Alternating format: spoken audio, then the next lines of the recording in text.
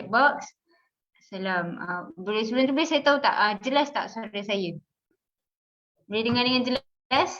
Kalau boleh dengar dengan jelas, cakap ya, okey dengar. Jelas. Terima kasih. Baik. Alhamdulillah. Saya harap semuanya jalan dengan lancar malam ni. So, internet pun okey. So, insyaAllah. Jelas ya. User ni siapa? Taklah user ni siapa.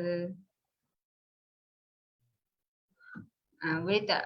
Nama, sebab kita kalau nama macam nama tak ni kita tak tahulah nama seperti nanti. Oh, okey. Fatin, hai Fatin. Fatin dari mana? Semua. Thank you. Thank you join untuk malam ni. Oh, tak lupa juga saya kenalkan diri saya Kohra Idrus yang akan jadi moderator lah untuk program kita pada malam ni. Untuk event kita pada malam ni iaitu Dah Kerja ke Tu. So, dah kerja ke tu? So, nak tahu lah dah kerja ke tu. So, kalau korang dah kerja, it's okay. Boleh je dengar. Kalau belum, ini menjadi orang kata sebagai motivasi, pembakar semangat untuk korang, job seekers dekat luar sana, job hunters dekat luar sana untuk bekerja.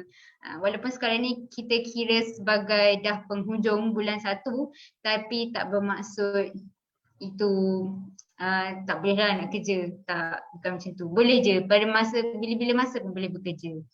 Okay, so boleh izinkan saya untuk menjemput Encik Zulfazli Zulkifli, kita punya tetamu pada hari ini, dari seorang yang merupakan seorang trainer, dari founder Zulara Academy. So, persilakan Encik Zulfazli Zulkifli untuk kita mungkin boleh kenalkan diri dulu. Silakan. Bismillahirrahmanirrahim. Assalamualaikum warahmatullahi wabarakatuh dan selamat malam semua. Okey, gambar saya dengan suara saya sama clear tak? Sama jelas? Okey ya? Semua clear? Jelas suara? Okey. Tak penuh orang pakai topi malam-malam Tapi sebab ada pasal lampu jadi pakai topi bagi redup sikit.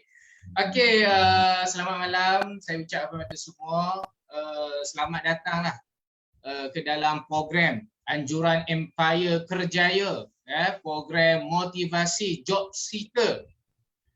Malam ni kita lebih kepada motivasi, tetapi mungkin saya boleh membuka ruang kepada anda semua lebih kepada apa permasalahan yang anda rasa anda alami, kita boleh sharing sama-sama, boleh ajukan, kita boleh bincang sama-sama, insya-Allah. Saya cuba bantu mana yang boleh. Okey, saya perkenalkan diri saya sikit.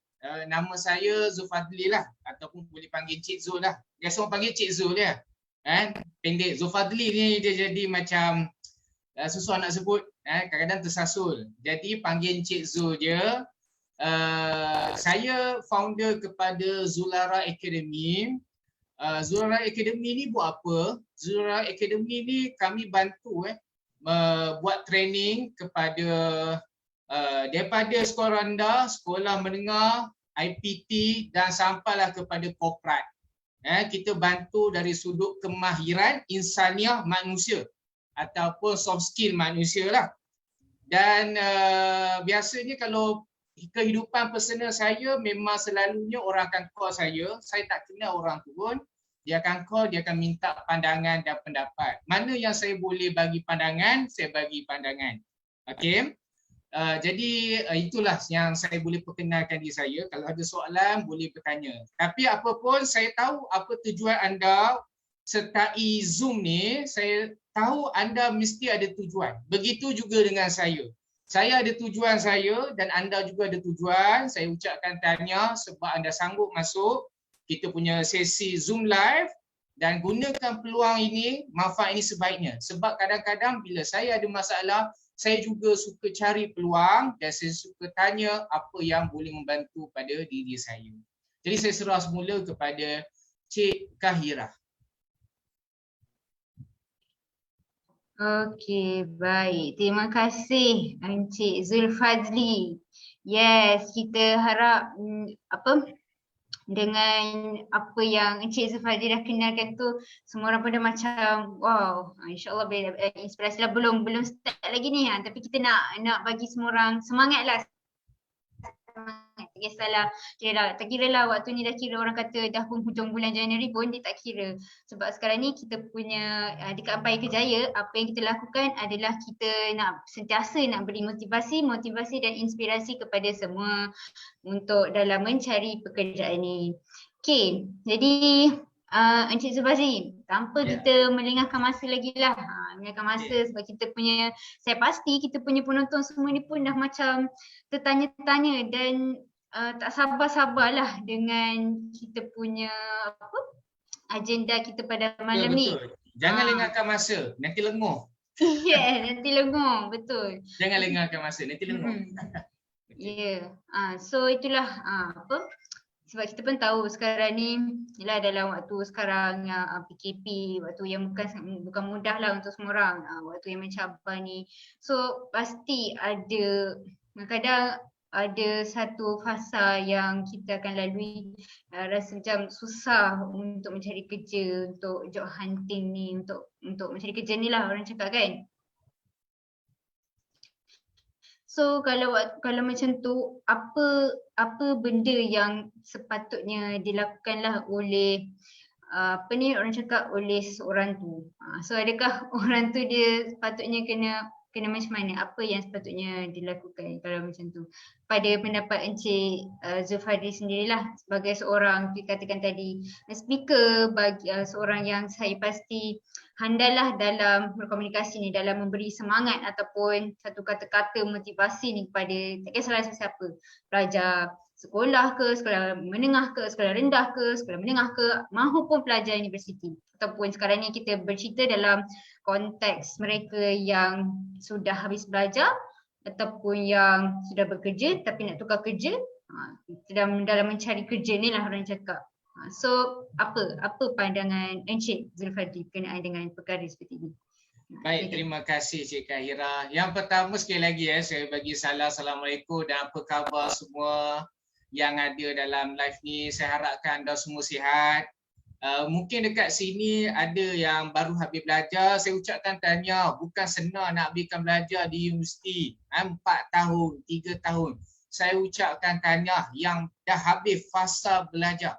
Sebab selepas ni kita nak masuk fasa ke alam dewasa pula lepas ni. Yang mungkin dah bekerja, yang dah lama bekerja, yang menonton sesi live ni, sesi Zoom ni, saya ucapkan tahniah juga. Mungkin sampai sekarang anda masih boleh bekerja. Kalau ada yang pernah berhenti kerja, saya ucapkan tahniah juga sebab sanggup untuk ambil semangat datang sini untuk bina balik diri, untuk dapat apa impian yang pernah diimpikan. Jadi insya-Allah soalan daripada Cik Kahira tadi, sebab memang kita sekarang ni baru je selesai PKP. Saya teringat ada peserta saya, bila kita bagi ceramah motivasi, ada peserta saya tanya, saya ingat lagi, peserta orang Cina lah. Dia tanya saya, mula dia tanya saya dalam bahasa Inggeris, tetapi saya jawab lain sebab tak berapa nak faham sangat. Okey, tadi saya gurau dia. Jadi saya tanya, dia tanya pada saya, dia tanya, Cik Zul ni bagi motivasi. Saya nak tanya satu soalan. Macam mana Cik Zul sentiasa bermotivasi? Boleh maintain motivasi? Tuan-tuan dan puan-puan yang tengok live saya, termasuklah Cik Kahira, terus terang saya cakap, saya adalah manusia biasa. Ada waktu memang saya down sama macam anda semua, sama macam orang lain. Ada waktu kita bersedih, sama macam ada orang lain. Ada waktu kita rasa gembira, seronok bila kita dapat sesuatu itu. Benda tu memang maklum, memang kita semuanya adalah sama. Cumanya motivasi ni adalah apabila kita pernah lalui kesusahan. Kita pernah ada pengalaman, kita lalui fasa yang di mana kita bangun semula. Jadi kita gunakan itu untuk kita berkongsi dengan orang lain. Okey. Baik, jadi saya gunakan pengalaman itu, saya berkongsi. Macam kita lah, minta maaf lah kalau kalau ada non-Muslim sini. Kalau orang Islam, ada waktu iman kita turun. Ada waktu iman kita naik. Macam tu juga dengan motivasi. Ada hari motivasi kita turun, tak semangat, malas. Ada waktu motivasi kita naik. Ada orang dia sentiasa naik. Sebab apa? Dia ada amalan dia. Jadi begitu juga saya dalam bidang motivasi ni tuan-tuan. Ada benda yang saya, mungkin orang lain tak nampak, Tuhan tutup aib kita, kita duduk di bilik, kita bertafakur. Waktu tu kita cepat-cepat kembali bersemangat dan kita teruskan apa yang kita dah teruskan. Dan saya teringat ada satu wawancara bersama dengan M. Nasir, artis yang menyanyi tu kan. Mentera semerak padi tu kan. M. Nasir dalam wawancara dalam radio THR Gegar. Baik, dalam wawancara tu, mungkin sebagai anda mungkin tahulah. Dia tanya M. Nasir, pernah tak lalui zaman susah? Sebab waktu zaman M. Nasir, awal 90-an, hujung 80-an dulu, waktu tu zaman-zaman rockers dalam keadaan susah. Jadi, yang host tu tanya kepada M. Nasir, pernah tak rasa susah? M. Nasir cakap apa? Dia cakap, susah tu apa? Dia tanya balik pada host tu. Susah tu apa? Saya tak faham. Susah tu apa? Maksudnya apa tuan-tuan dan puan-puan? Maksudnya M. Nasir kata dia tak faham susah tu apa benda sebenarnya. Dia kata susah itu apabila kita laluinya sahaja. Susah senang dalam hidup kita di dunia ni tuan-tuan dan puan-puan, kita akan tetap laluinya. Laluinya saja. Dalam perjalanan, dekat atas jalan tu, mungkin ada sebahagian jalan kita akan terpijak kaca. Adakah kita nak stop? Bila kaki kita terluka, kita nak stop, duduk, tak nak sambung perjalanan.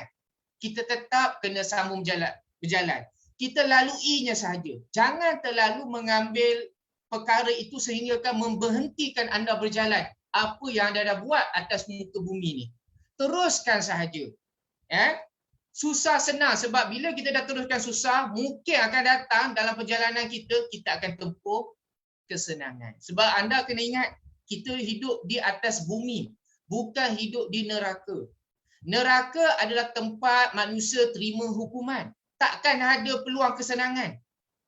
Dan kita juga kena ingat, kita bukan duduk kat syurga. Syurga tempat bersenang-senang. Tapi dekat sini kita tak sentiasa bersenang-senang. Jadi Tuhan membalancekan di atas muka bumi ni ada waktu susah, ada waktu senang. Boleh? Itulah namanya dunia. Itulah nama dunia. Bila saya fikir balik, bila saya dalam keadaan susah, saya yakin akan datang saya akan senang. Kalau hari ni saya susah, saya kena tengok belakang balik. Pernah dulu saya senang. Begitu juga waktu PKP tuan-tuan dan puan-puan, saya dah bidang training. Waktu PKP kami tak boleh buat training. Saya pernah buka kelas tuition waktu PKP 6 bulan tutup. Saya tutup. Sebab tak mampu. Tetapi saya fikir itu bukan satu kegagalan buat saya lah. Dan nak ceritakan PKP ni, kita maklum bila PKP, siapa orang yang pertama yang jatuh dulu sebelum pekerja? Majikan. Majikan dulu terkesan dengan kesan yang ekonomi. Ekonomi jatuh sebab PKP. Bos dulu terkesan. Kemudian barulah lepas beberapa bulan, barulah pekerja menerima kesan. Ada yang potong gaji, ada yang diberhentikan kerja, ada yang terpaksa tutup syarikat, tutup perniagaan, ada yang cari kerja lepas belajar. Kebetulan dia habis belajar waktu PKP. Habis belajar tak dapat kerja, susah nak cari kerja. Semua orang melalui fasa yang itu. Jadi tuan-tuan dan puan-puan, bila saya ceritakan tentang M. Nasir tadi, dia kata susah itu adalah kita laluinya sahaja. Jadi pastikan kalau anda tak pernah berhenti usaha, maka anda masih dalam track yang betul.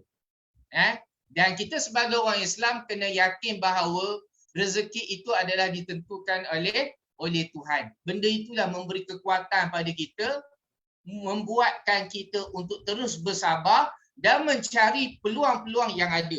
Okey tuan-tuan, dalam PKP ni Cik Tahira kalau masa dah ni tolong bagi tahu saya. Dalam PKP ni tuan-tuan, perasan tak ada orang berjaya waktu PKP. Tiba-tiba dia tak pernah buat bisnes, dia berjaya dalam bisnes. Ada orang tak pernah dapat kerja sebelum PKP, tiba-tiba waktu PKP dia dapat pekerjaan dia. Ada orang kita tak nafikan waktu PKP dia jatuh.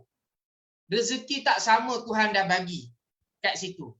Jadi dekat sini tuan-tuan, sebenarnya PKP ini mengajar kita bahawa ada perkara yang kita perlu ubah dalam hidup kita.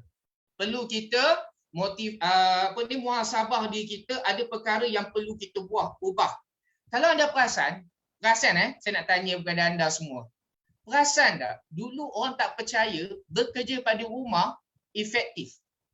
Bekerja daripada rumah adalah benda yang logik. Sebelum PKP berlaku, orang tak tahu pun. Orang tak percaya. Kalau kerja, tak mustahil kerja daripada rumah. Sebab apa? Kalau daripada rumah, orang akan tidur, orang akan tengok TV, tak buat kerja. Tapi dalam PKP ni menunjukkan, membuktikan bahawa sekarang meeting kita buat secara online, kerja boleh siap walaupun duduk kat rumah. Terutamanya susuri rumah. Tak perlu nak hantar anak dah. Dia boleh jaga anak kat rumah dan dia juga boleh siapkan tugasan kerja dia. Dan hari ini kita buat ceramah, mungkin anda duduk tak tahu negeri mana. Saya daripada negeri Selangor, mungkin ada daripada negeri lain. Kita boleh berjumpa melalui online. Jadi untuk yang pertama, round pertama ni, bila sebut tentang apa pandangan saya mengenai orang yang dibuang kerja PKP, yang pertama kita kena percaya tentang ketentuan takdir rezeki Tuhan. Benda itu akan melegakan hati kita. Keresahan hati kita tak dapat kerja. Bersangka baik kepada rezeki Tuhan. Mungkin ini kesusahan yang Tuhan bagi supaya kita membetulkan iman kita, membetulkan diri kita. Tentang pekerjaan nanti dulu, betulkan diri dulu. Betulkan tingkah laku diri kita dulu sebelum kita nak bekerja. Baik. Yang kedua, bila kita kita kena percaya kepada takdir Tuhan tu menyebabkan hati kita rasa lega sikit. Okey, kena bersabar. Okey. Dan yang kedua, saya yakin selepas PKP ni akan tumbuh je banyak posisi yang baru. Sebab kita nak masuk ke dalam norma yang baru. Akan ada jawatan-jawatan position yang baru. Ini hikmah daripada berlakunya dugaan dan ujian yang berat. Okey. Dan yang ketiga, Tuhan nak mengingatkan kita bahawa rezeki ni Tuhan yang bagi. Selama ni kita kerja, betul tak kita buat kerja? Kita hargai tak pekerjaan kita? Kita bekerja tak bersungguh-sungguh? Sekali Tuhan tarik, ini akan menyedarkan kita. Dan yang terakhir, yang keempat saya nak kongsikan, ini di dunia ni akan ada satu fasa zaman memang akan berlaku kesusahan, terutamanya tentang ekonomi. Dulu tahun 1958 ekonomi Malaysia pernah jatuh. Jadi waktu itulah orang Malaysia sampai sekarang masih ada lagi. Dulu tahun 1958 ekonomi Malaysia teruk. Tapi anda perasan tak sampai sekarang KLCC masih ada lagi, orang masih bekerja macam biasa lagi. Itu hanyalah sementara. Kita laluinya sahaja. Akan datang, kita akan bangun balik. Okey? Baik, kalau ada soalan saya tak terjawab, tolong ingatkan saya semula. Saya serah pada Cik Tahira semula.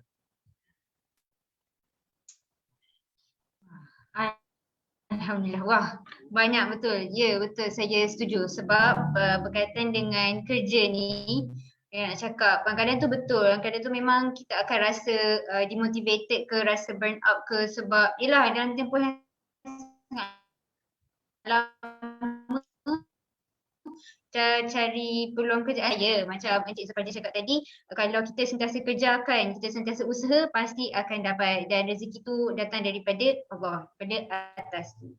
So, yelah, macam sekarang ni kalau kita nak cakap berkenaan dengan kerja semua ni, macam semua orang pun macam yelah sebab tak tahu kan macam mana. Cuma apa yang kita boleh katakan, yang penting sekali kita keep on cari peluang dan sentiasa buat yang terbaik lah. Macam Cik Zulfi cakap tadi, kerja kita buat tu sentiasa buat yang terbaik, buat yang bersungguh-sungguh. Sebab kita pun tak tahu kita hidup dekat dalam dunia ni pun selama mana, sampai mana tahap hayat kita ni. Selagi kita orang kata hayat di kandung badan, so kita buatlah yang terbaik, apa jua yang kita lakukan. So saya nak tanya jugalah dengan penonton-penonton kita yang ada dalam Zoom pada malam ni. Saya sangat teruja tengok ada penonton yang nak dengar. Yelah, waktu weekend ni kan Encik Zulfadli, hari Sabtu ni kan, dia juga yang nak dengar berkaitan dengan benda-benda motivasi, dah kerja ke ni kan. So boleh tak saya nak tahu di kalangan penonton kita ni, masih ada yang cari kerja ataupun sudah bekerja? Boleh tak komen dekat sini? Kita nak tahu juga kan, Encik Zulfadli, supaya apa yang macam Encik Zulfadli cakap tadi boleh sama-sama kita bantulah bagi sekitar. Boleh komen dekat bawah, komen dekat chat box kat situ.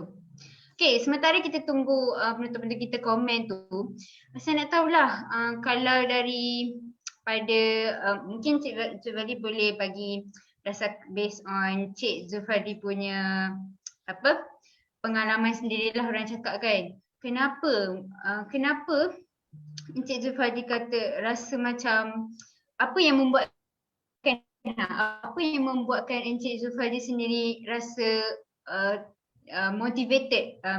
merasa motivated untuk bekerja? Apa yang membuatkan Encik Zulfadli rasa macam tu? Mungkin Encik Zulfadli boleh kongsikan.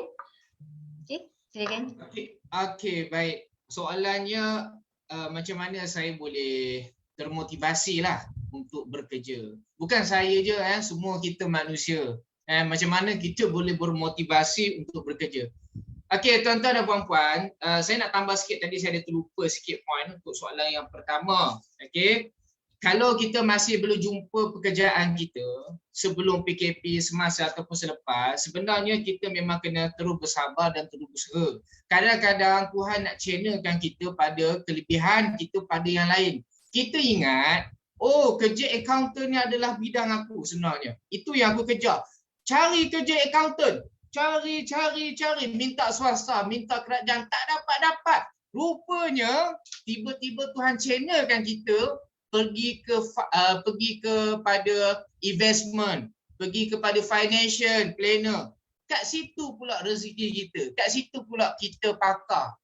Sebab tu tuan-tuan dan puan-puan, usaha tetap kena buat. Sebab tu Tuhan suruh kita usaha supaya rezeki itu Tuhan akan tentukan untuk kita yang mana kita tak pernah terfikir pun daripada dulu. Baik, soalan yang kedua, bila tanya macam mana bermotivasi tentang pekerjaan ya. Saya rasa saya nak terangkan dua perkara ni yang penting supaya kita sama-sama faham. Tuan-tuan dan puan-puan, walaupun sekarang ni saya buat bidang training, saya pernah dulu waktu saya lepas belajar tuan-tuan, saya susah sangat dapat kerja. Saya nak teranglah jujur. Bukan lagi saya dijemput untuk ceramah ni maksudnya saya dah jadi CEO. Saya dah jadi CEO Megah Holding. Tak, gaji saya tak tinggi dan sebagainya. Tuan-tuan, dulu saya cari kerja. Saya suka pergi, kalau dekat KLCC dulu dia ada macam job fair. Dia ada job fair, dia ada career fair kan. Ada macam-macam lah. Saya pergi. Dengan masuk dia, bila masuk tangan kosong dalam career fair dan dewan tu, bila keluar dia pintu career fair tu, saya punya tangan penuh dengan beg goodies tu, beg cendah hati, penuh dengan emblem-emblem semua tu. Sebab apa? Kita kutip nak minta kerja kan, kutip minta kerja. Resume bawa tu bagi dekat setiap booth tu. Bagi dia, kadang-kadang kita bagi, kita tak tahulah resume tu sampai ke tak sebenarnya. Saya pernah pergi interview, orang kata kalau 10 kali interview, saya ingat dalam 3 kali dia berjaya, 7 kali tak berjaya interview. Saya tak tahu sebab apa. Kita dah cuba buat yang terbaik. Bukan nak cerita kata saya bagi motivasi ni, maknanya saya dulu bekerja, pergi interview dia dapat. Tak. Kita lalui normal macam orang biasa. Saya suka cerita tentang benda yang logik yang ada pada diri anda. Saya yakin anda juga pernah cari kerja, tak dapat. Bagi tak dapat beratur panjang, penat je. Cumanya bila umur kita dah makin meningkat, saya sedar satu perkara. Saya yakin daripada kita sekolah rendah dulu, cita-cita cikgu tanya nak jadi apa? Nak jadi bomber. Masuk sekolah menengah, cikgu tanya nak jadi apa? Rasanya nak jadi kaya. Kan? Masuk je IPT, universiti ataupun kolej tak kisah. Kalau tak masuk universiti pun tak apa. Maknanya dalam fasa umur macam tu. Nak jadi apa? Saya nak kerja apa yang saya tengah ambil sekarang ni. Contoh sekarang ni saya ambil bidang accountant, maka saya pastikan habis je saya belajar, saya akan jadi accountant. Okay. Itu dulu waktu kita belajar cita-cita kita. Tapi hakikatnya bila kita masuk je zaman dewasa, saya sebut zaman dewasa lah. Komitmen kena bayar. Paling kurang lah. Installment beli iPhone. Kena bayar. Kalau yang beli iPhone ikut apa line kan? Line U-Mobile ke DG ke kan? Itu biasanya kalau remaja komitmen dia pertama dia yang tu. Sebab nak pakai iPhone. Pro Max ke Pro ke kan? Yang kedua akan start bayar duit kereta. Ataupun duit motor. Ataupun ialah budak universiti kalau habis belajar mesti bayar PTPTN. Itu kalau bayar lah. Itu kalau bayar lah. Kalau boleh bayar bagi cepat habis. Okay? Baik. Bila dekat situ, kita akan start dengan dua perkara. Apa yang kita start waktu ni habis belajar? Antara komitmen dan yang kedua impian hidup kita. Percaya tak kalau anda pergi mana-mana tempat kerja, tanya dia. Komitmen dan impian. Sebab kawan saya banyak start dalam ni, dalam situasi ni. Situasi ni akan berlaku bila kita dah habis belajar, kita akan start dua perkara. Impian, antara impian kita dan yang kedua antara komitmen. Aduh, pening kepala. Aku nak minta kerja accountant tapi bil kena bayar ni. Macam mana ni? Nak kerja ke tak? Ke aku nak tetap tunggu tak nak kerja? Macam mana? Sebab tu mak ayah kita tanya, tak kerja lagi ke? Kerjalah mana-mana Speedmart ke, kedai Eko ke, minta maaf kursi ni asyik ke bawah dia. Mungkin berat badan dah naik kot. Okey. Mak ayah kata kerjalah apa-apa dulu. Jangan duduk rumah je. Tapi impian kita, mak ayah saya nak jadi accountant. Nampak kita dah start di antara impian cita-cita hidup kita dengan komitmen kita. Komitmen tu saya boleh umpamakan sebagai realiti hakikat dunia. Kena cari makan. Jadi sebab tu konsep dia kerja dengan kerjaya sebenarnya pada saya berbeza. Kerja boleh jadi itu bukan impian anda. Tapi kerjaya mungkin itu adalah impian anda yang anda minat. Kerja boleh jadi anda tak suka kerja tu, tapi disebabkan tuntutan keluarga, nak cari duit, nak buat makan, nak cari duit, nak bayar duit minyak, nak tak nak kena kerja. Walaupun dia lepasan engineer, contoh dia kerja Family Mart. Dia akan agak-agak dia akan kerja sampai ketua tak? Tanyalah mana-mana pekerja, tanya dia sebenar apa impian kamu? Sebenarnya impian dia akan cerita impian dia lain. Dia akan tengok luar tingkap, dia akan tengok luar pintu tu, dia ada impian sebenarnya.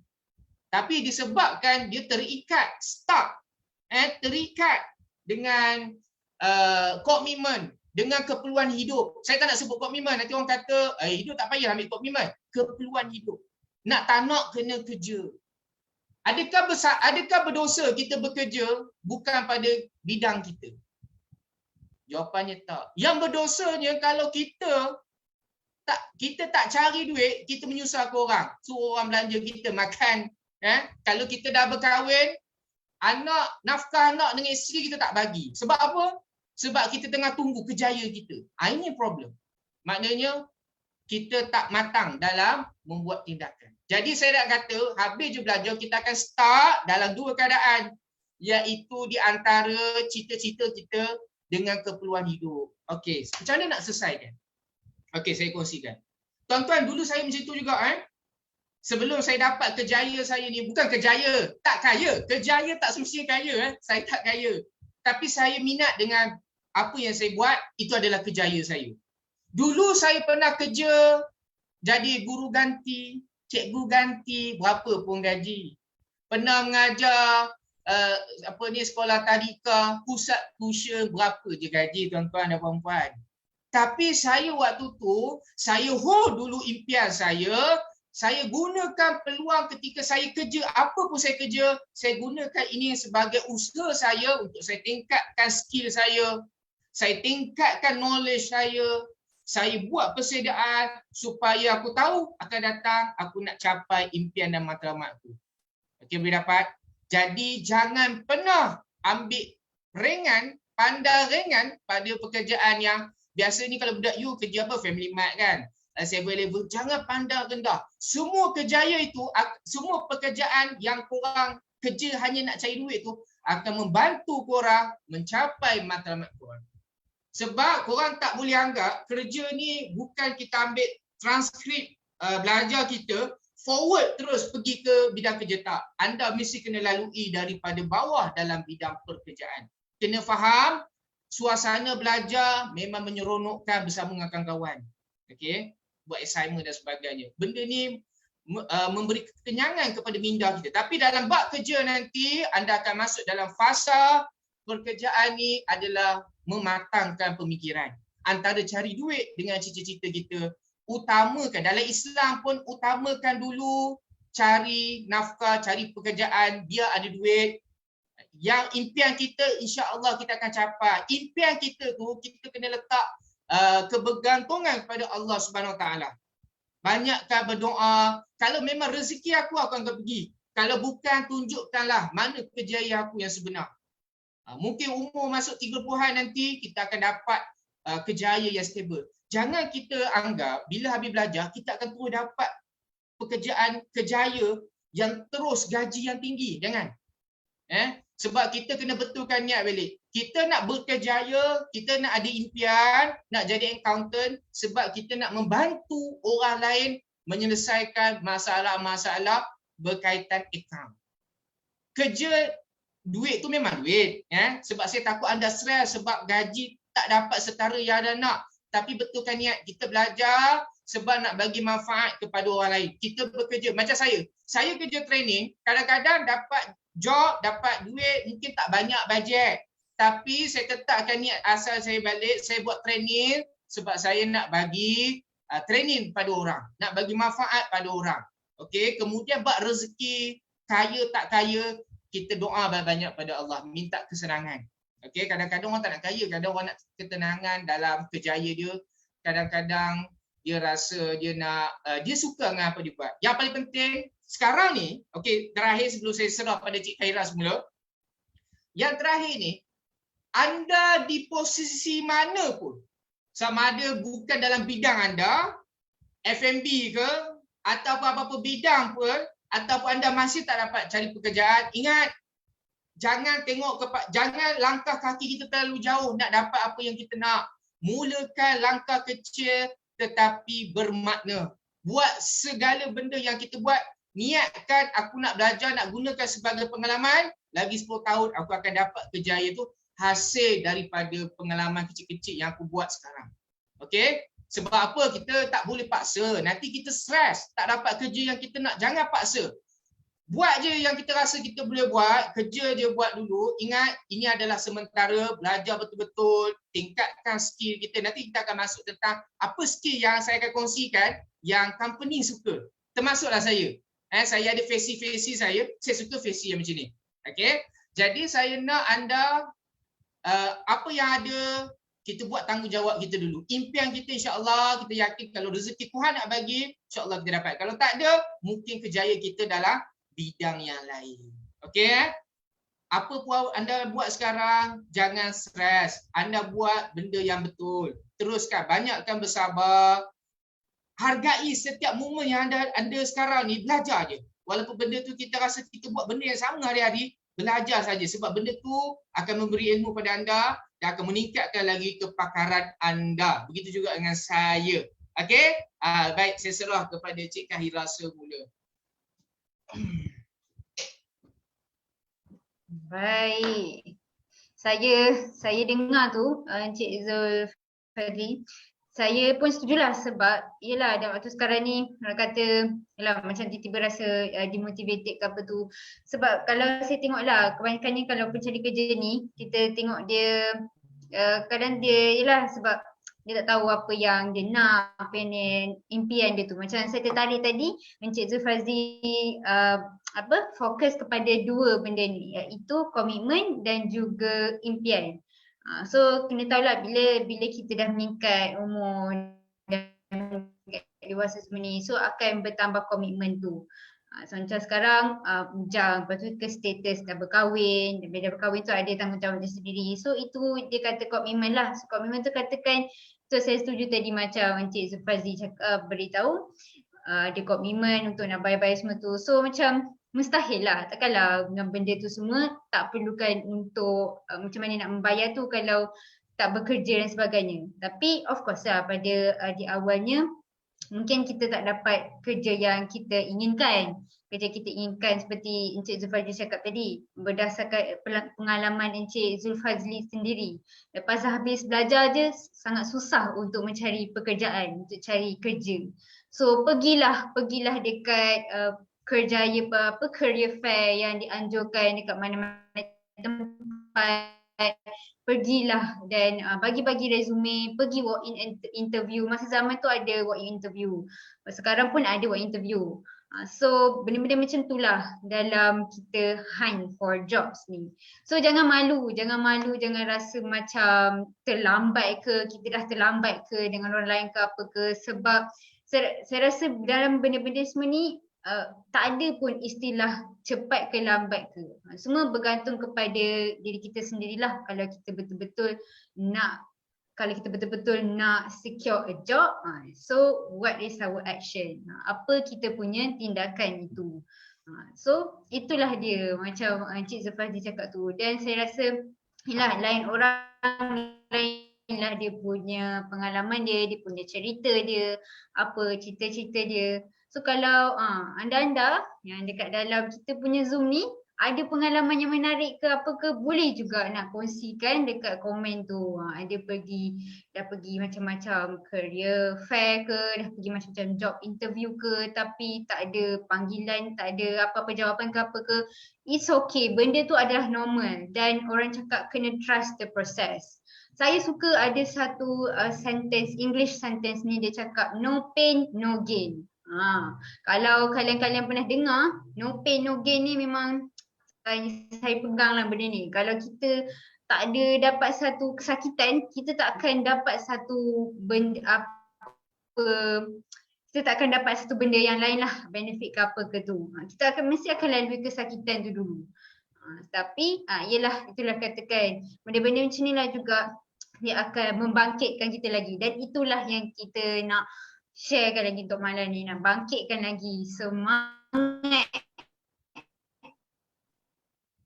kalian yang dekat dalam ni, dekat career fair macam-macam dah tapi tak ada satu pun ni call back ke, tak ada satu pun nak accept ke apa ke. So jangan rasa down and trust the process sahaja.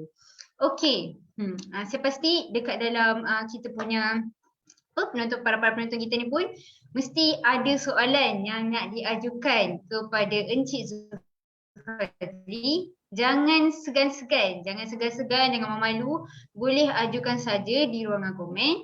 Nanti Encik Zulfazli akan jawab segala persoalan. Kalau ada apa-apa nak kongsikan ke, ada apa-apa pendapat ke, jangan malu-malu, jangan segan-segan, boleh tulis saja, boleh ajukan saja di ruangan komen. Komen je. Tanya je, nak tanya apa-apa soalan pun. Okey, baik.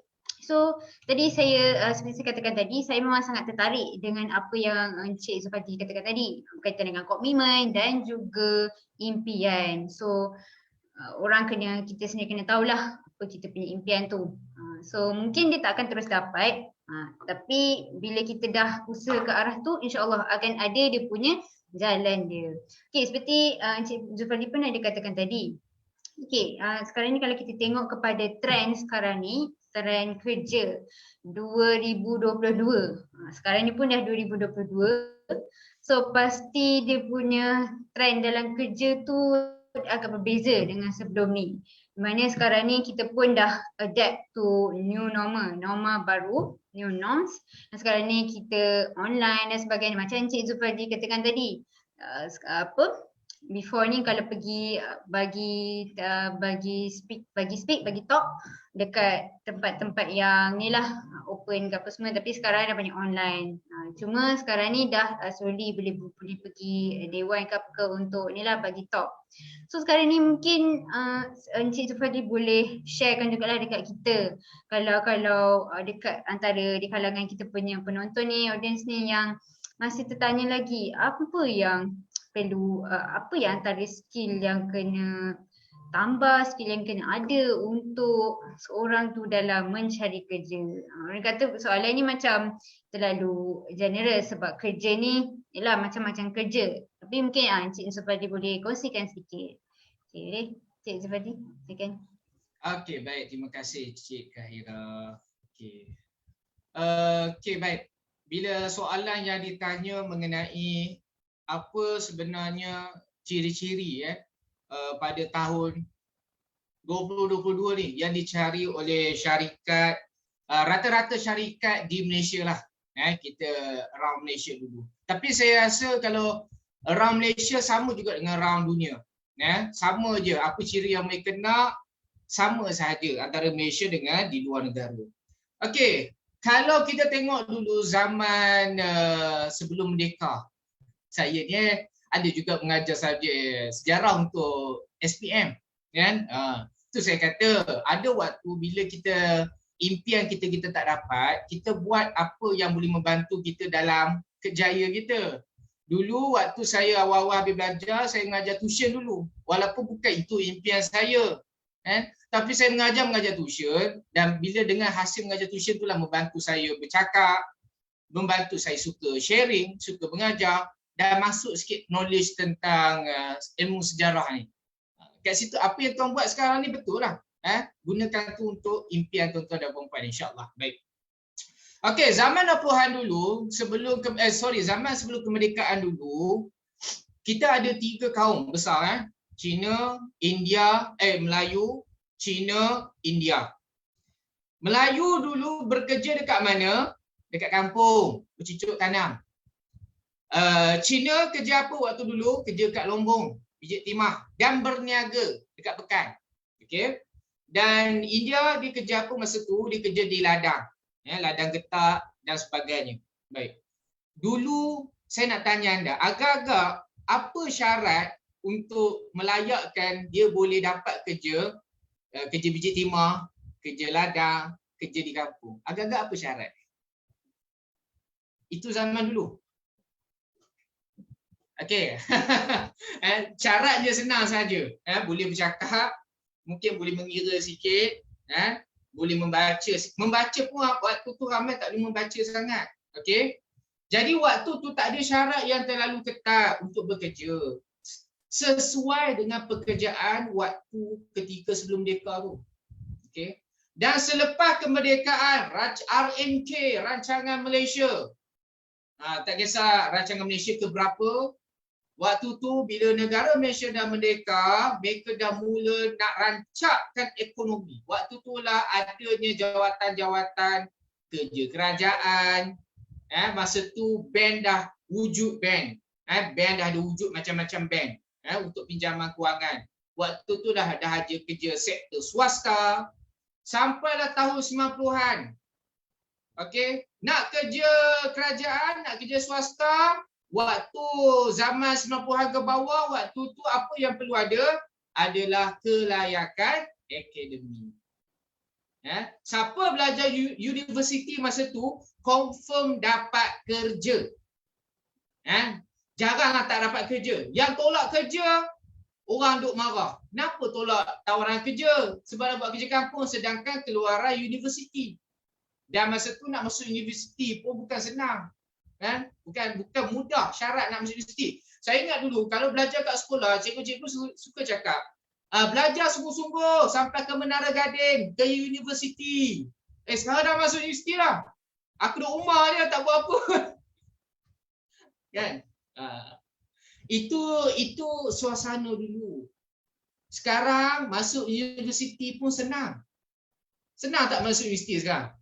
Ada orang buat double degree, 2 kali ijazah, degree dia buat. Nak kata senang tak senang nak masuk universiti sekarang. Mungkin ada universiti yang susah nak masuk kan. Kolej senang nak masuk, politeknik, banyaklah peluang tempat belajar.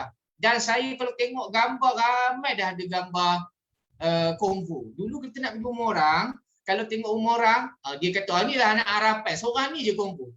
Sekarang kalau pergi rumah orang, daripada pintu, dinding pintu sampai meja makan penuh dengan frame, konvo. Kalau dia ada 5 orang anak, 5 frame. 5 frame dia konvo. Maksud apa? Universiti. Zaman sekarang adalah zaman kita mudah masuk universiti dan sudah tentunya graduan yang keluar dari universiti itu pun ramai. Bila ramai, sebab kita punya sistem pembelajaran kita di universiti, kita faham bila belajar di universiti, kita akan keluar, kita akan kerja di bawah aircon, duduk atas kerusi, depan ada PC, duduk dalam pejabat. Mindset kita menganggap pekerjaan itu adalah dalam pejabat. Bila kita keluar, hakikatnya kerja pejabat yang jawatan kosongnya ada 2. Yang mohon ada 1000.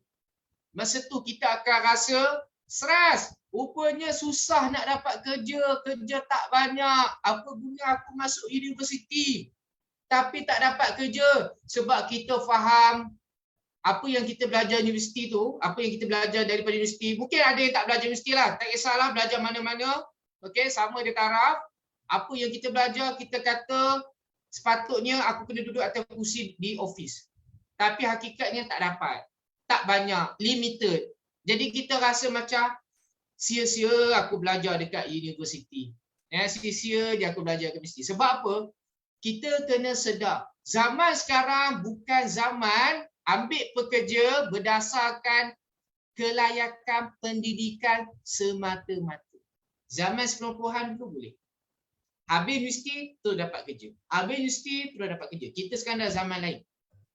Habis macam mana ni, tak adil lah. Zaman kami ni susah dapat kerja. Sebenarnya zaman kita bukan susah dapat kerja. Tapi zaman kita adalah zaman pembaharuan kerja. Kita ada posisi yang lebih meluas lagi. Kita ada posisi lain. Posisi yang baru wujud. Saya tak apa nak selesa posisi saya. Kejap naik, kejap turun. Okey, minta maaf. Okey.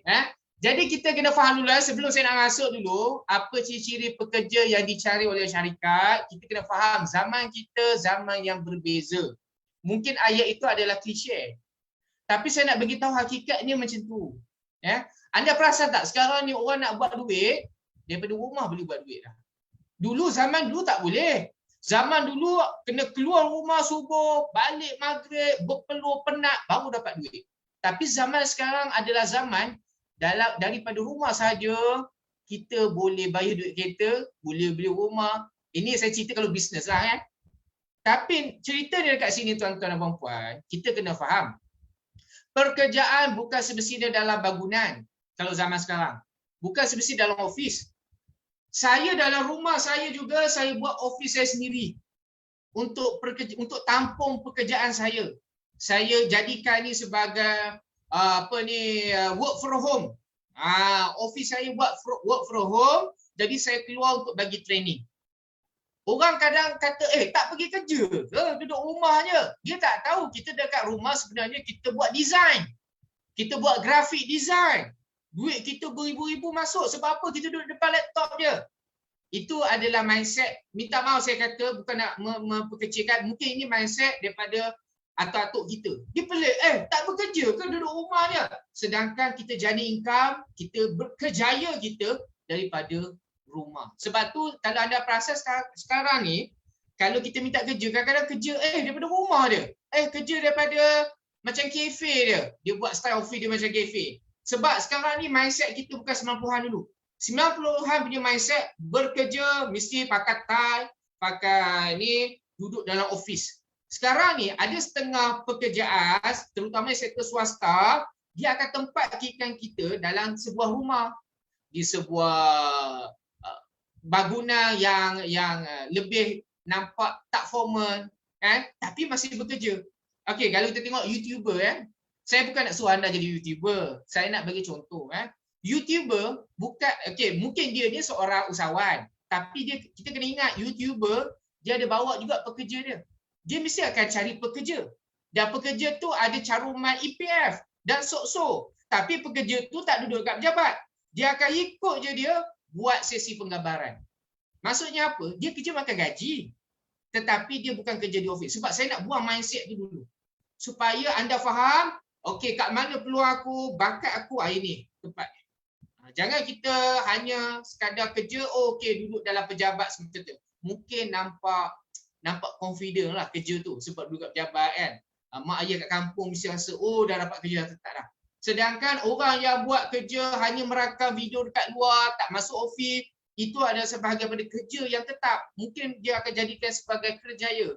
Okey, saya nak fahamkan dulu, saya tak paksa anda nak ambil kerja apa.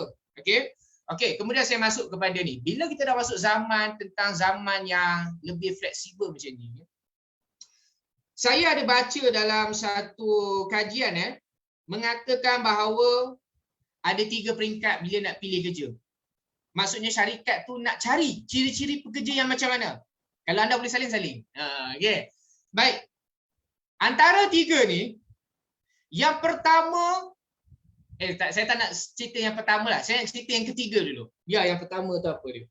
Yang ketiga, antara ciri-ciri syarikat ataupun tak kisahlah kerja kerajaan ke swasta, dia nak cari pekerja yang mana? Yang ketiganya ada, saya tak kata yang pertama. Yang ketiga, berdasarkan pendidikan dia. Okey, berdasarkan pendidikan dia.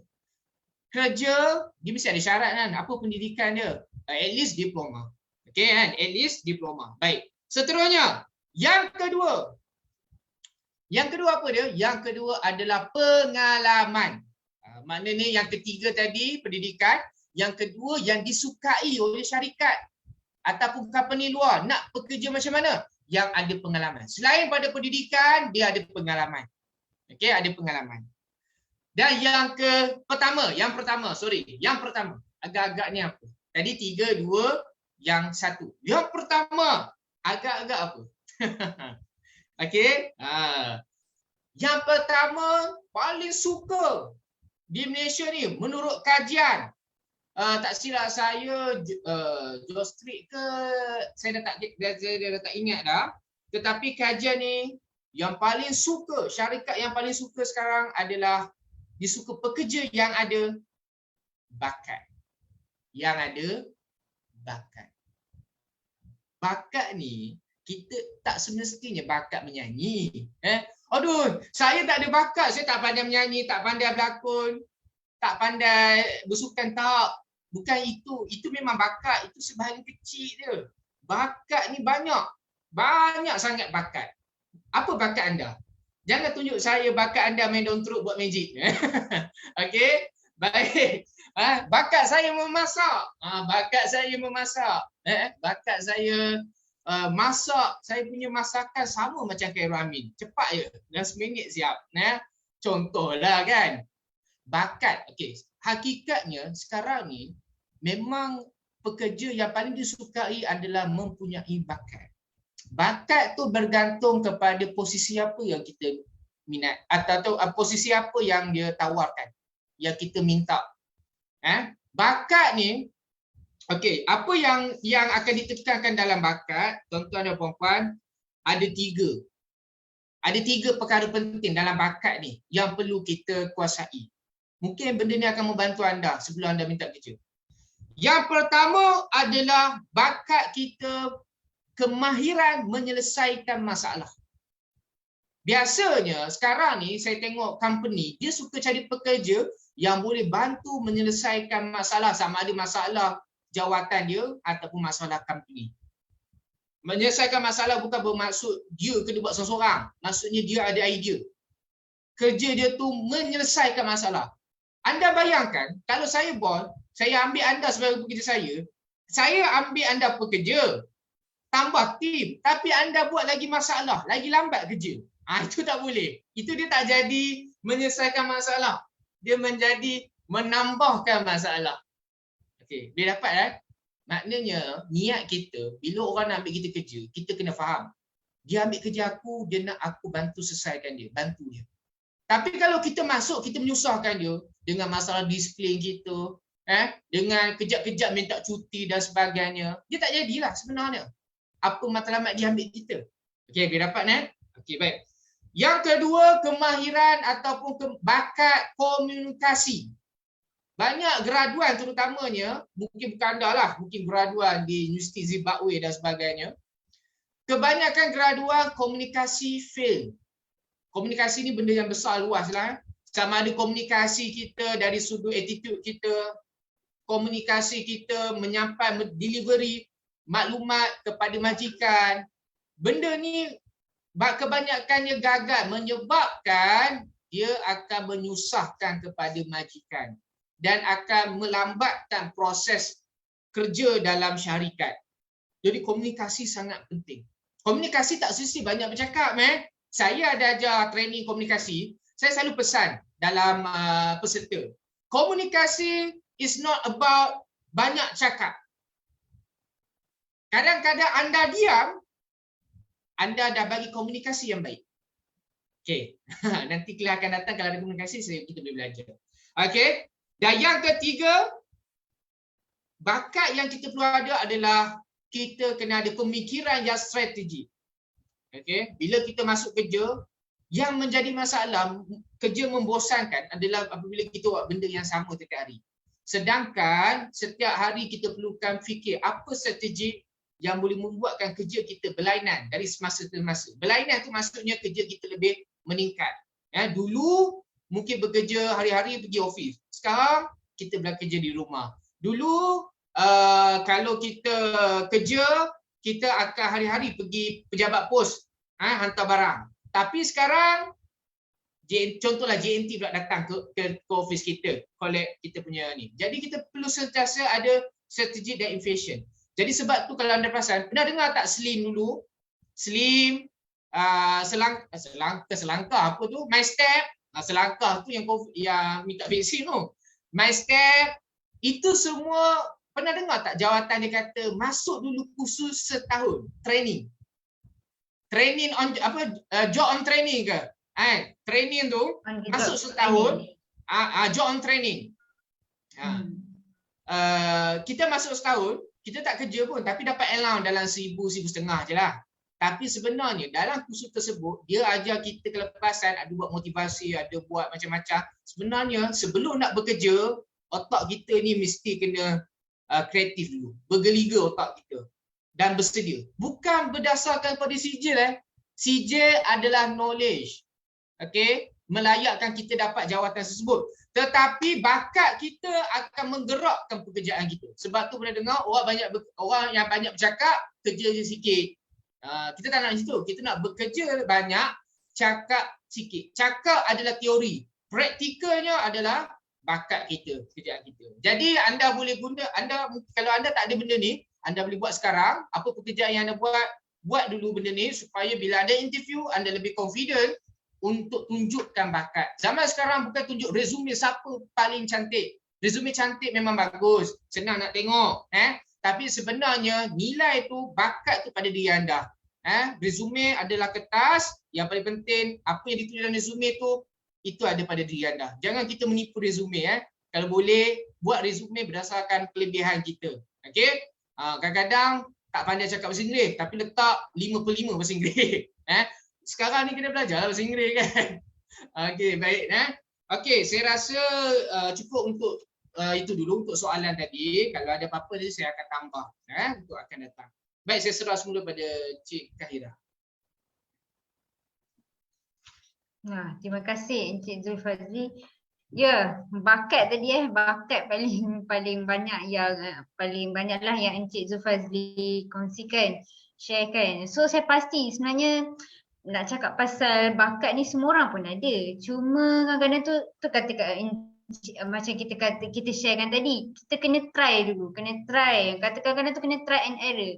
Kalau rasa macam dah okey lagi, bila kita dah try tu bertambah berasa bertambah confident, bertambah suka, bertambah ialah ceria ke apa ke. So keep going on doing that thing. So maybe itulah yang akan menyerlahkan lagi bakat kita dan semangat kita dan sebagainya.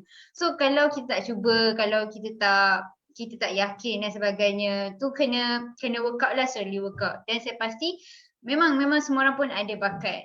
So kadang-kadang tu lah tu kata ada hidden talent ke apa semua tu kan. So itu kita kena cuba explore lagi, lebih lagi untuk benda-benda lain jugalah. So itulah kalau saya nak tahu juga dalam kalangan penonton-penonton kita kat dalam ni, boleh tak sharekan juga dekat kita. Selalunya ni lah kadang-kadang kalau yelah saya nak tanya lah untuk penonton kita, kalau kalian ada rasa macam ada kesukaran lah, contohlah ada setengah orang dia macam ada kesukaran untuk tahu apa sebenarnya bakat dia ni, dia tak tahu apa dia punya hobi, tak tahu ni. So dekat situ sebenarnya itu anda sendiri kena, macam saya katakan tadi lah, kena explore dan kena cari apa yang dia suka. Sebab mustahil lah kan ada benda yang kita suka akan benda yang kita tak suka. Ada kita punya kelebihan dan juga kita punya kelemahan. Yang kelebihan kita tu kita lebihkan lagi, upkan dia lagi, improvisekan dia lagi. Yang kelemahan dia tu janganlah lemahkan dia lagi, kita top upkan dia lagi. Kita boleh buat dia lebih lagi daripada tu. So kalau saya harap dengan apa yang Encik Zulfazli kongsikan tadi berkenaan dengan apa tadi, bakat, komunikasi, apa semua tu, benda-benda ni semua memang sangat penting. Tidak kiralah untuk bekerja dalam apa-apa bidang pun. So sebab inilah yang akan membentuk kita menjadi seorang pekerja yang lebih efisien, pekerja yang gemilang dan akan dicari-cari menjadi buruan para majikan. So tidak semestinya bergantung kepada 100% pada kita punya sijil akademik. Dulu masa study dulu belajar memang sangat cemerlang untuk satu-satu subjek ni. Lepas tu menghadapi kesukaran untuk lepas habis tu ada kesukaran untuk nak mencari kerja dan sebagainya. Sebab itulah tadi macam Encik Zulfazli ada sharekan juga tadi berkenaan dengan impian. So mungkin tak jelas lagi, tak nampak lagi apa impian apa yang nak buat tu. So tak jelas macam tu. Dan saya pasti ini adalah satu benda normal. Cuma kita tak nak bagi dia terlalu macam orang rasa macam terlalu down ke apa semua tu. Sebab inilah dia yang kita kena go through. Apa pun kita mesti akan go through something. Betul tak Encik Zulfazli? Mesti kita akan go through something yang dalam phase in our life ni akan ada satu yang macam terasa betul ke aku buat ni, betul ke apa semua tu. Encik Zulfazli pernah ke ada rasa macam tu, macam betul ke apa yang kau buat ni? Lepas tu orang pun macam Encik Razli kata tadi lah, duduk kat rumah tak kerja ke? Sebab orang punya mindset sebenarnya macam tu, mesti nak kena keluar kerja. Macam kata inilah kalau kalau veteran punya mindset mesti bekerja dekat office, pergi pagi dan balik petang, waktu bekerja tu lah. Mesti akan ada fasa yang orang akan tanya macam tu, bila duduk kat rumah lah, tak kerja ke sebagainya. Tapi realitinya dah sekarang ni dia punya corak pekerjaan dia dah more to online. Tak semestinya kerja kena pergi dekat office. Dekat depan laptop ni saja pun boleh menjana pendapatan. Betul tak penonton-penonton kita? Setuju tak? Cuba komen sikit. Saya tak nampak lah penonton kita sebenarnya dah lari ke? Dah tak semangat nak dengar? Dah tak semangat ke nak dengar kita punya sharing untuk malam ni? Setuju. Terima kasih Cik Mazin. Setuju. Yes. Okay. Sebentar saya nak tanya jugalah dengan Encik Zulfazli. Penonton-penonton kita, kalau ada sebarang soalan nak ajukan pada Encik Zulfazli, boleh ajukan, boleh tanya, nak share apa-apa pun boleh share, jangan segan, just share je. Ataupun kalau nak macam Encik Zulfadi katakan tadi, mungkin ada kat sini rasa macam dah berkobar-kobar lah Encik Zulfadi kata tentang komunikasi tadi, pun nak try lah buka mic nak tanya soalan. Boleh, boleh buka mic dan tanyakan soalan. Mungkin kat situ cuba keluar dari comfort zone anda, okey? Okey, saya nak tanya jugalah pada Encik Zulfadi. Apakah mungkin saya ada dengar adalah orang share kan, sebenarnya ada beza di antara kita bekerja dan juga membina kerjaya. Sebenarnya dua konteks ni adalah berbeza. Jadi apakah pandangan Encik Zulfadi berkenaan dengan bekerja dan juga membina kerjaya ni? Dua benda ni memang beza. Macam mana? Apa Encik Zulfadi punya? Mungkin Encik Zulfadi boleh berikan sikit komen berkenaan dengan ni. Okey, baik.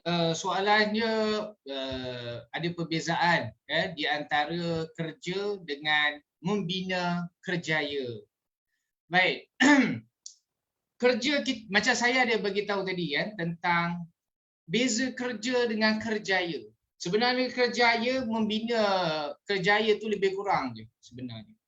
Baik, kerja adalah sesuatu perbuatan yang mana perbuatan usaha tersebut mendatangkan hasil iaitu ganjaran upah.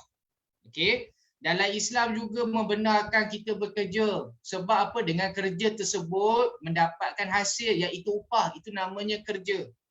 Okey. Kalau buat kerja tak ada upah namanya kebajikan. Okey, kebajikan ataupun sukarelawan.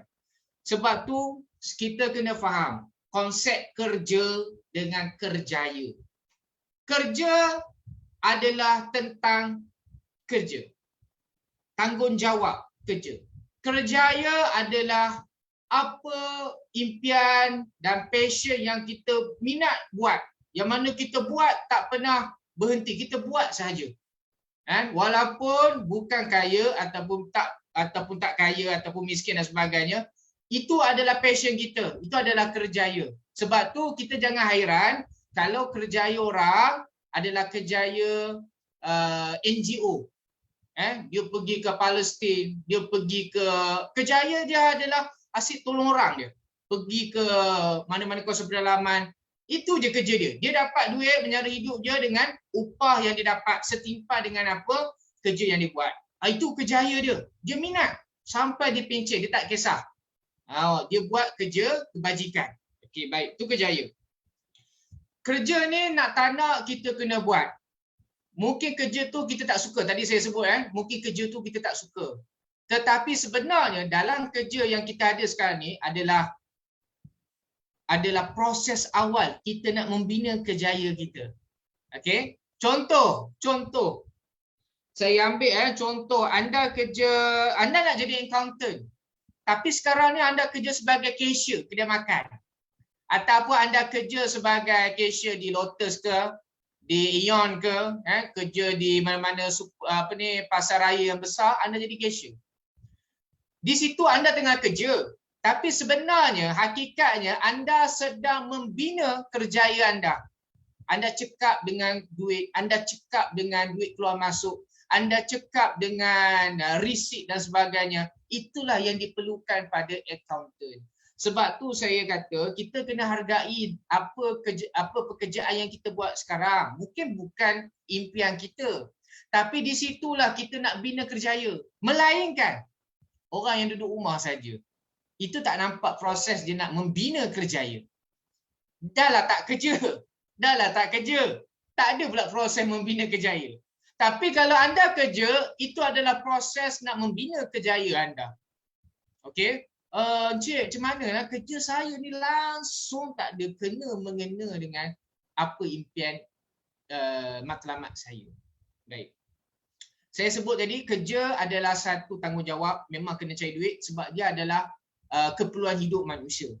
Yang keduanya, walaupun anda nampak macam tak ada mengena dengan membina kerjaya anda, tapi hakikatnya anda kena buka lagi minda anda kena pandai mengaitkan apa kerja yang anda buat sekarang dengan proses membina kerjaya anda.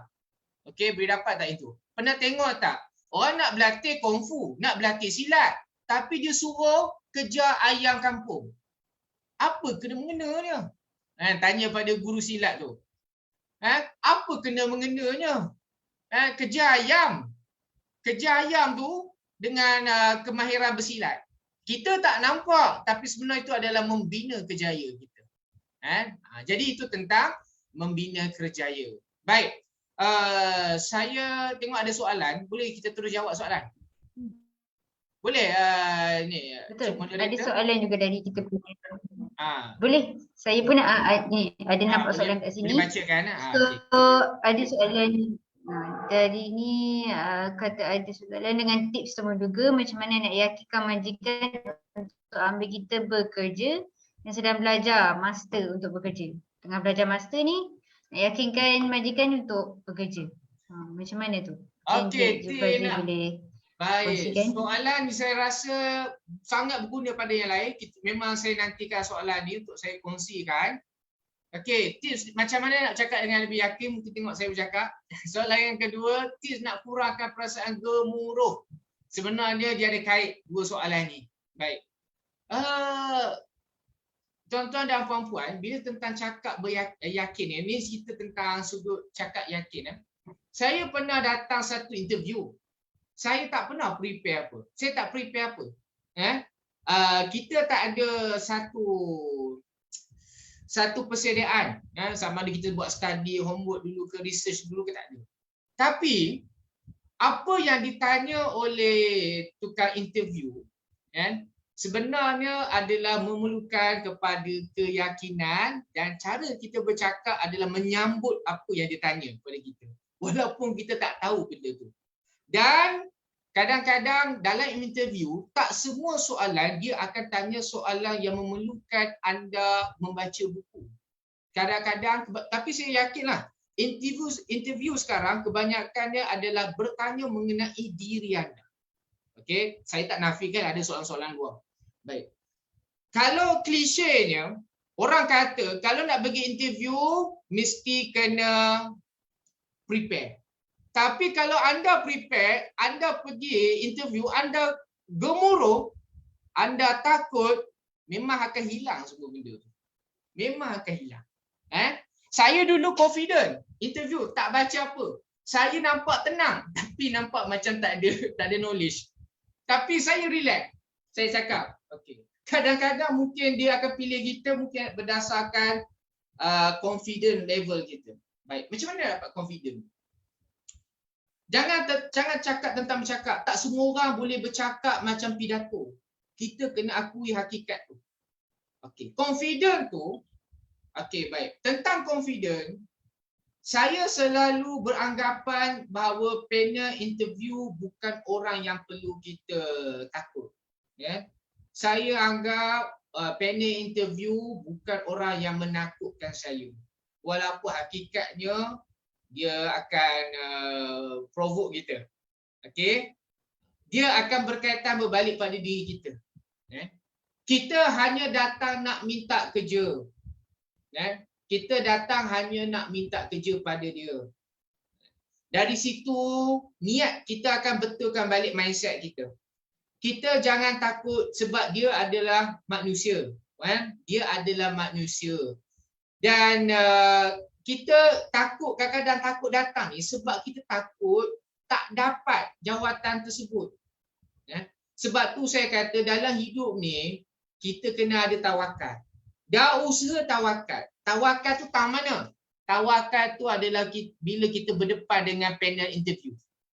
Kita akan fikir sini, aku buat saja, ada rezeki aku dapat. Kalau aku tak dapat, aku cuba lagi. Jangan streskan diri.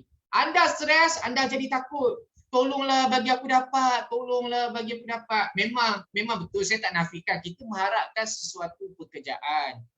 Harapan besar, mak ayah kita dan sebagainya. Tetapi kalau anda takut, anda akan tetap hilang apa yang anda belajar. Saya pernah dulu, ini waktu saya belajar master dulu. Saya nak cerita tentang keyakinan. Saya tak masuk lagi tentang tips macam mana nak menghadapi panel.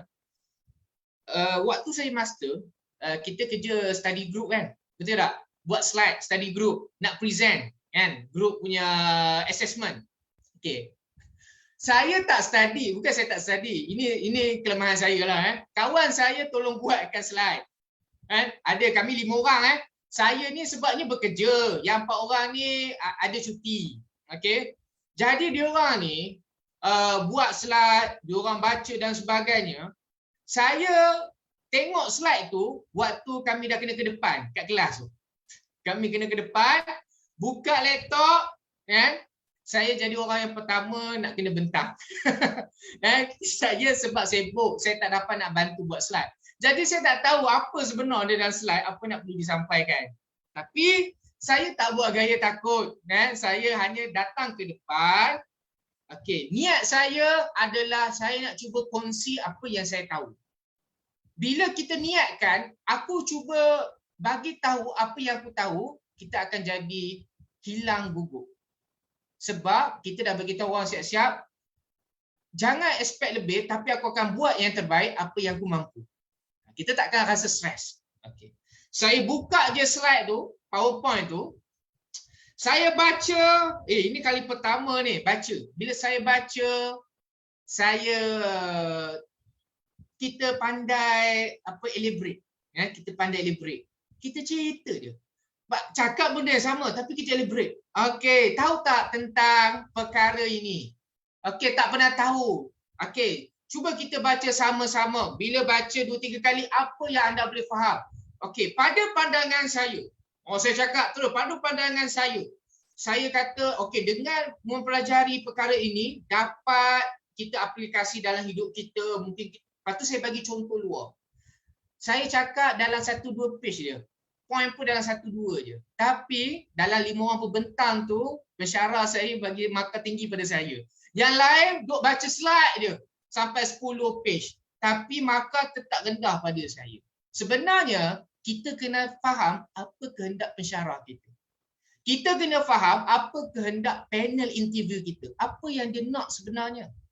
Kalau kita baca buku banyak, tapi kita nak persembahkan apa yang kita baca, sama macam kita jawab exam, tapi kita tak tahu apa. Anda study sikit ke banyak, tapi pastikan anda tahu apa kehendak pada panel interview itu. Dia nak apa sebenarnya.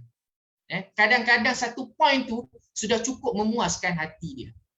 Jadi anda sebenarnya itu yang akan meningkatkan keyakinan anda bila berhadapan dengan panel interview. Korang kena ingat, minta maaf guna bahasa korang. Korang kena ingat, sampai satu tahap, kita tak sama di universiti. Baca daripada chapter 1 sampai chapter 10, kita nak keluarkan dalam final exam kita. Dalam interview, bukan macam tu dah. Dalam interview adalah sejauh mana anda berpegang dengan apa yang anda belajar, sejauh mana anda boleh kaitkan dengan kehidupan realiti anda. Sebab yang saya dengar kawan-kawan saya interview, diorang kata apa yang dia belajar, dia cerita macam mana dia nak kaitkan apa yang dia belajar dengan situasi dia bekerja sebelum ni. Yang itu yang panel interview suka. Dia suka kita belajar, kita tahu macam mana kita nak gunakan tersebut. Okey?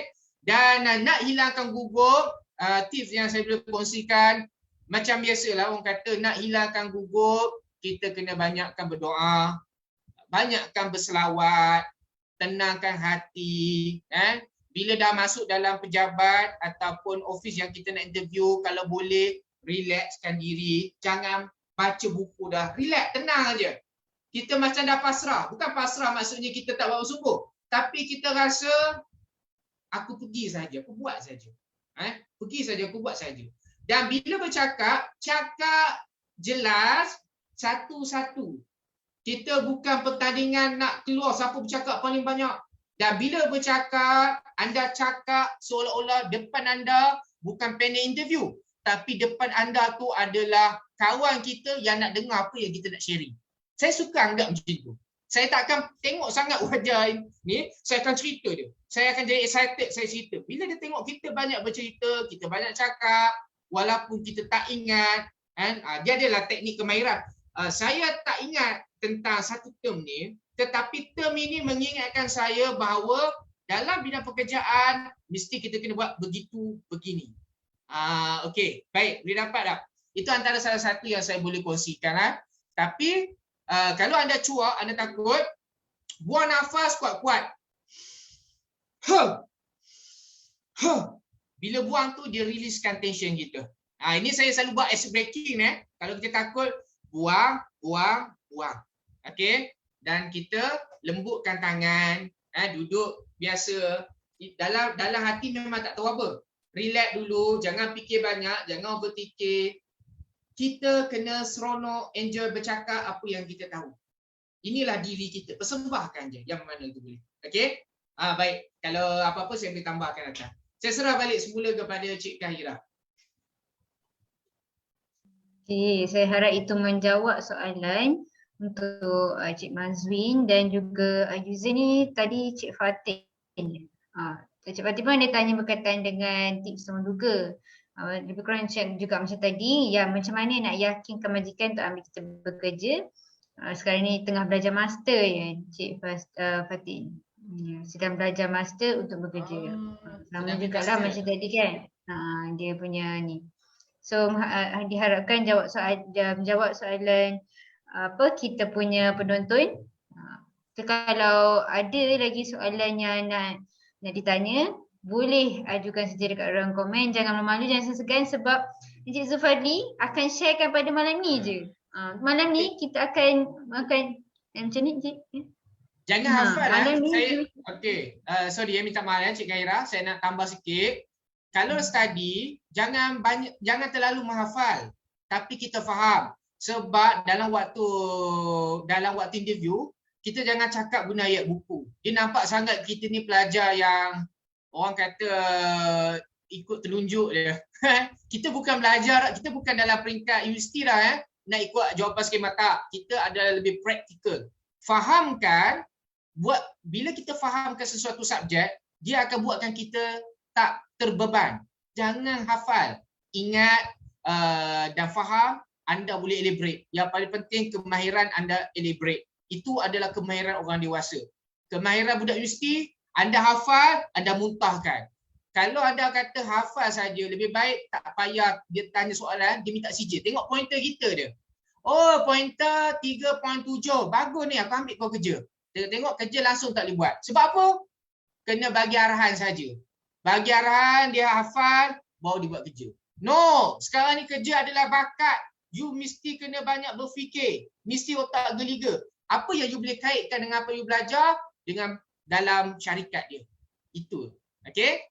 Okay. Minta maaf tadi mencelah. Saya nak tambah. Takut saya terlupa. Baik, betul tu. Jangan kata macam directly copy paste lah. Dah baca semua tu and then nanti dia akan jadi macam robot. Ya. Saya tak nak kerja tu. Nanti kalau jam, habis. Ni Cik Mazin kita. Terima kasih. Fleksibel, relax, tenang dalam interview. Okey? Alhamdulillah Cik Mazin harap dapat apply lah apa yang Encik Zulfadli kongsikan tu. Jadi kalau ada sebarang soalan lagi boleh komen je, boleh tanya sebanyak yang mungkin. Boleh tanyalah. Antara malam gunakan peluang malam ni untuk persiapan lah untuk siapa yang masih lagi mencari kerja tu. Kalau tengah rasa macam apa lagi yang nak kena tambah ni, apa lagi yang nak kena buat ni, sebab rasa banyak sangatlah yang nak kena tambah ke apa semua tu. So ambil peluang ni untuk nak tanya kepada Encik Zulfazli. Jangan study last minute sangat ke apa ke, boleh. Saya nak tambah sikit Cik Kahira. Jangan study last minute macam kita jawab final exam waktu di universiti. Sebab tu kita rasa gugut, takut berhadapan interview dan kita cakap seolah-olah kita copy paste. Sebabnya kita belajar last minute. Daripada sekarang anda kena tingkatkan soft skill anda. Okey? Okey, baik, kita nak study dan sebagainya. Kalau ada soalan boleh tanyalah pada Cik Kahira ke. Tanya Cik Kahira dah. Sebab okey, macam Empire Kejaya, okey. Saya bila saya cakap tentang relax, tenang, confident, bukan bermaksud kita jangan buat persediaan. Kita tetap kena buat persediaan. Masuk kelas Empire Kejaya ni dia ada buat kelas khusus untuk teknik jawab soalan. Benda tu kita kena buat juga.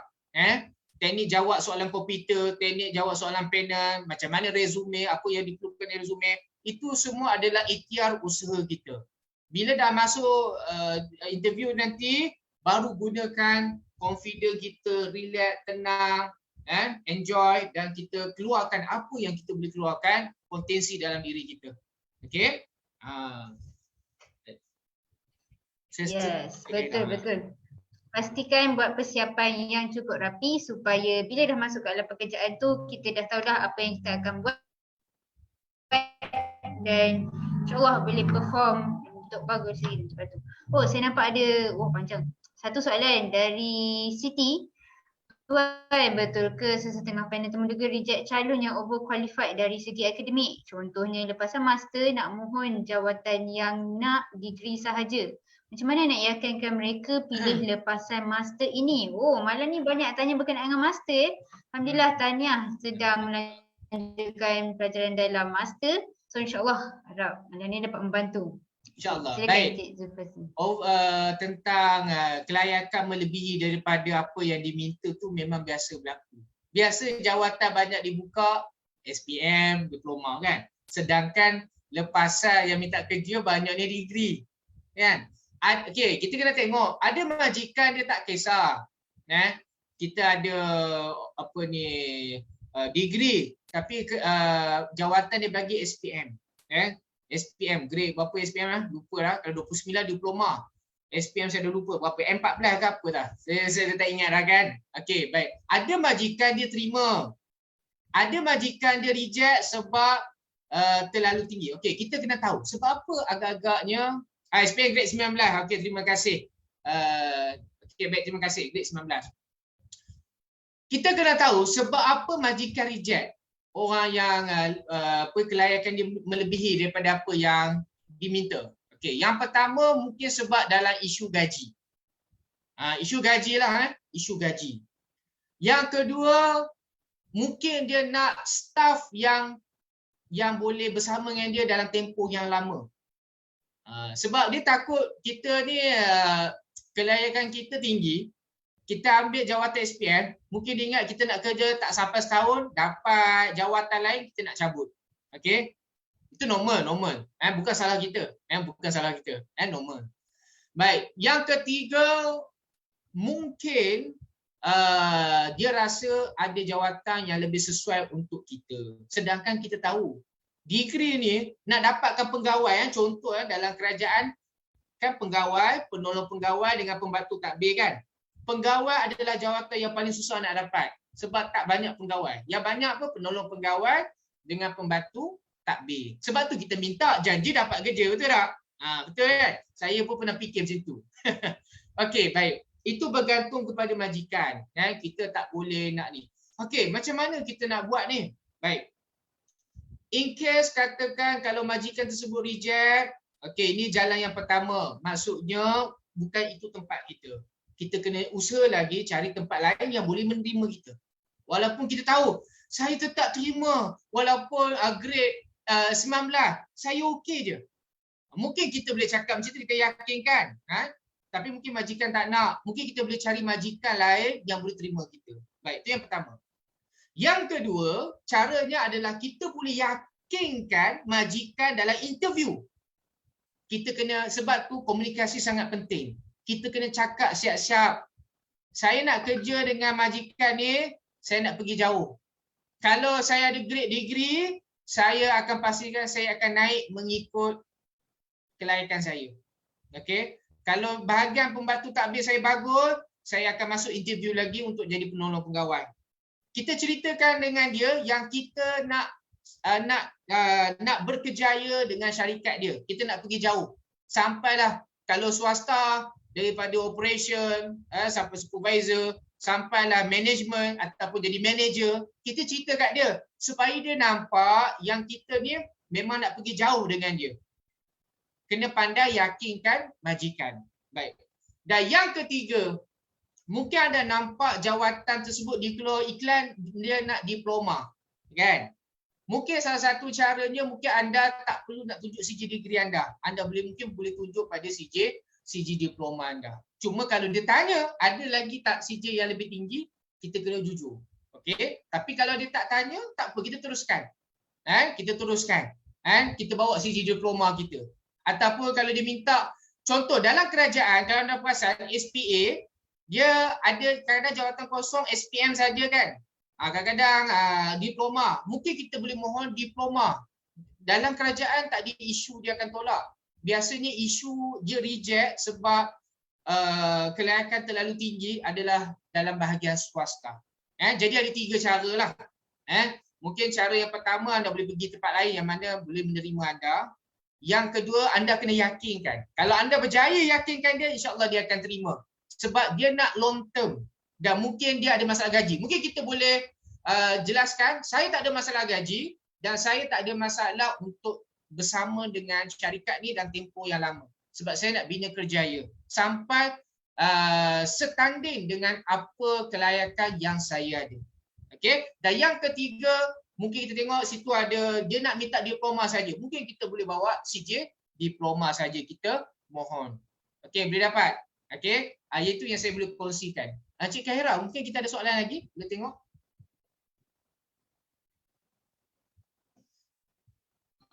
Betul, ada soalan lagi dari Cik Hazwani. Macam nak kaitkan bidang kita belajar jika pekerjaan dimohon berlainan dengan bidang?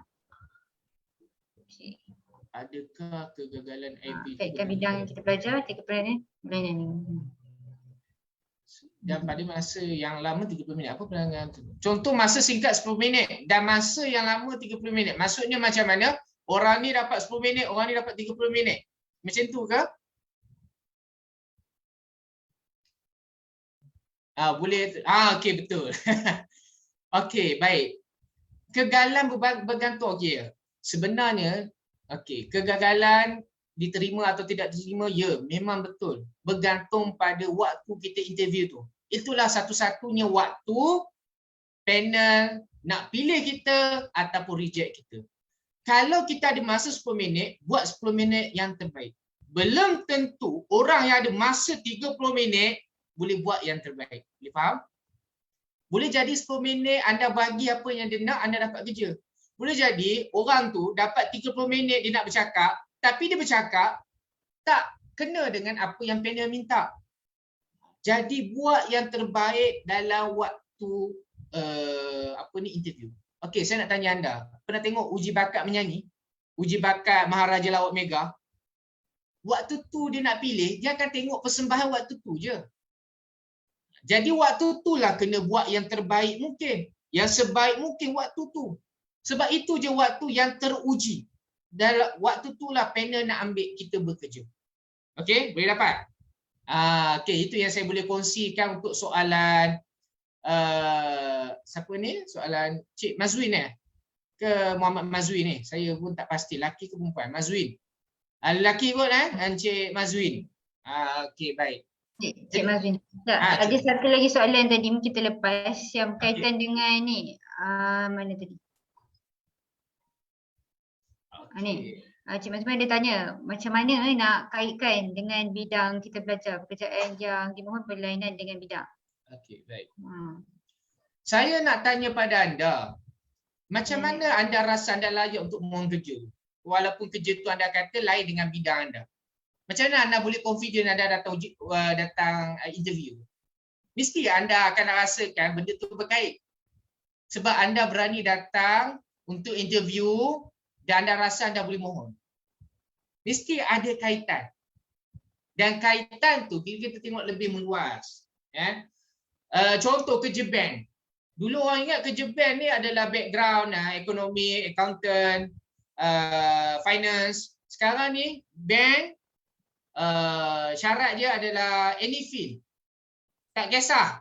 Any field dalam apa-apa kelayakan akademik. Tak kisah.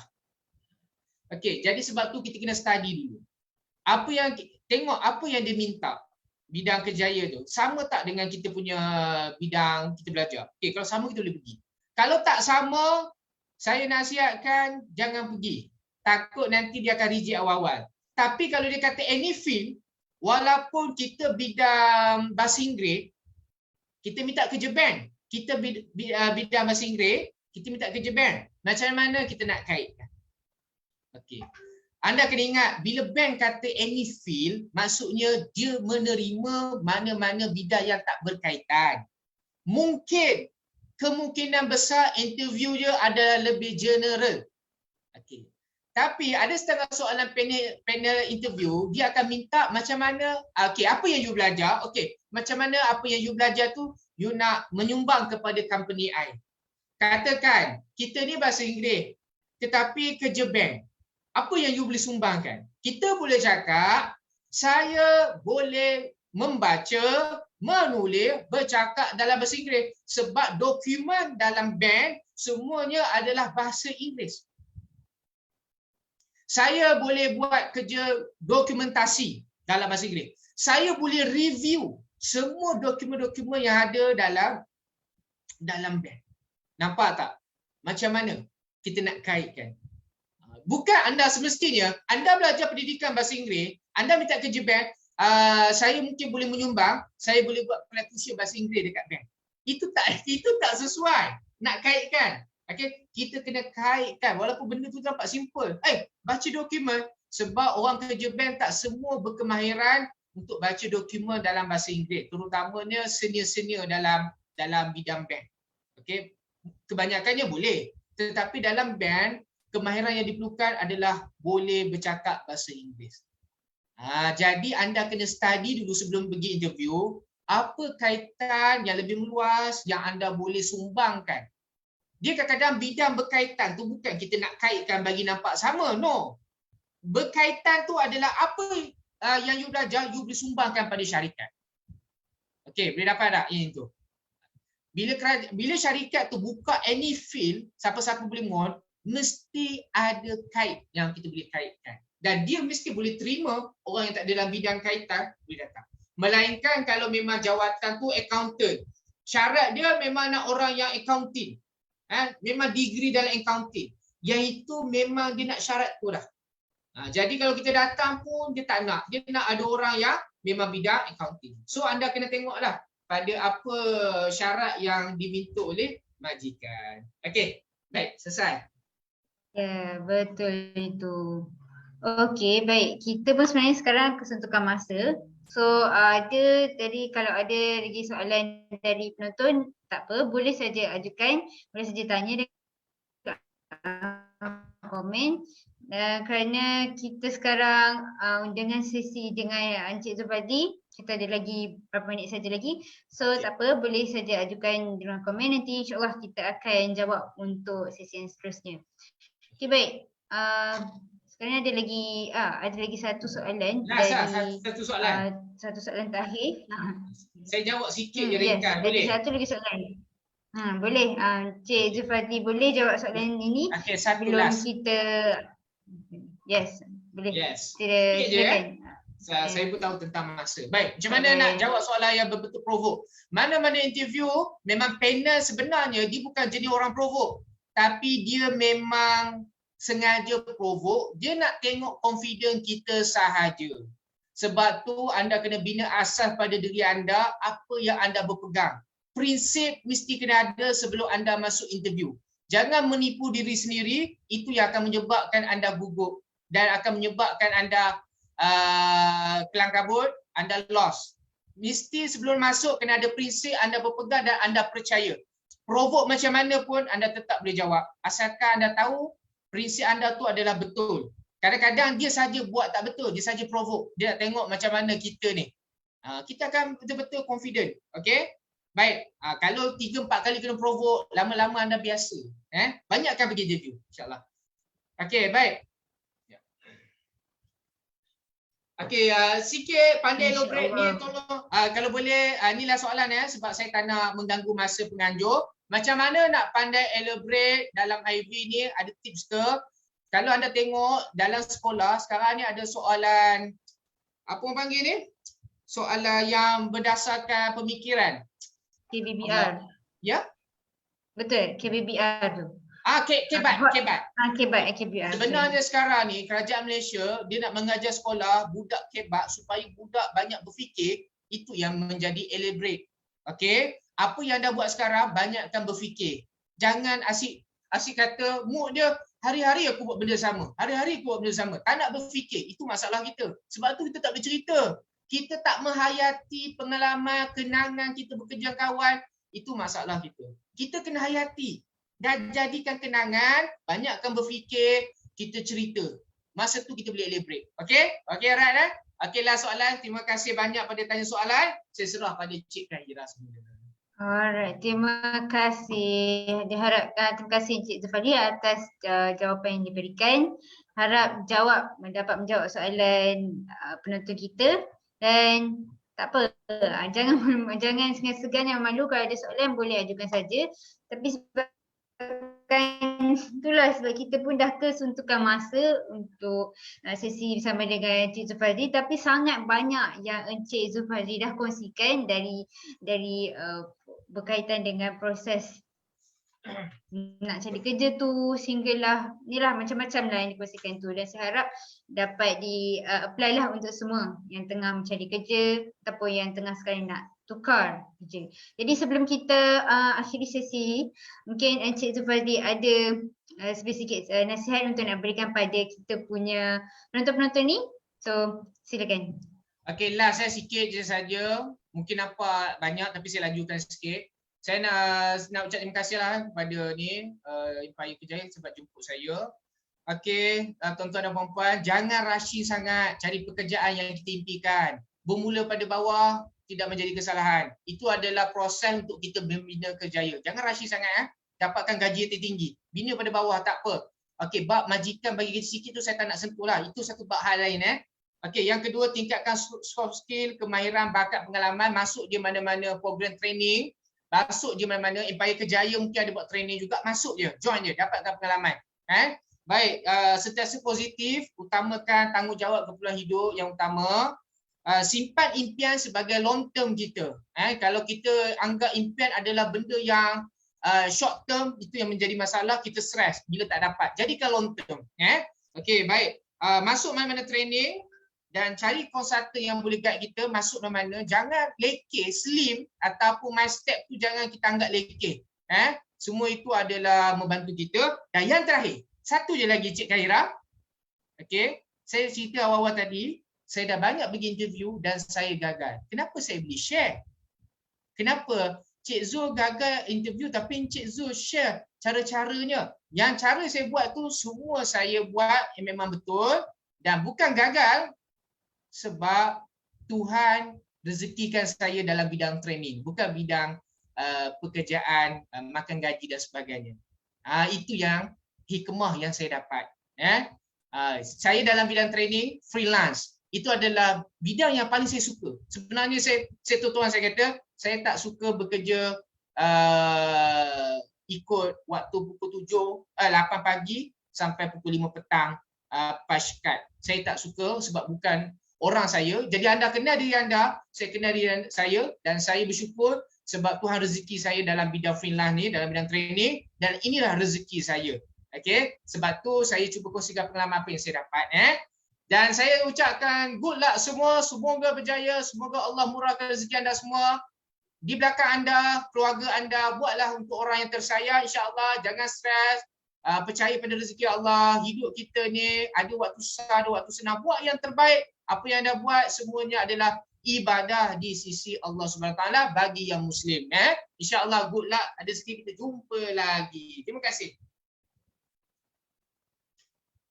Okey, terima kasih Encik Zulfari. Tapi sebelum kita akhiri, saya nak jemput kita punya founder Empire Kejayaan, iaitu Tuan Megat Syafrizul, untuk ada beri sedikit info lah berkenaan dengan apa yang kita buat Empire Kejayaan ni. Apa yang kita buat ni, apa yang Encik Zulfari kongsikan pada malam ni, harap bagi manfaat pada semua. Dan untuk penutup ni, saya harap jadi lebih membakar-bakar lagi semangat dalam cari kerja tu. Tadi Encik Zulfari dah bakar dah.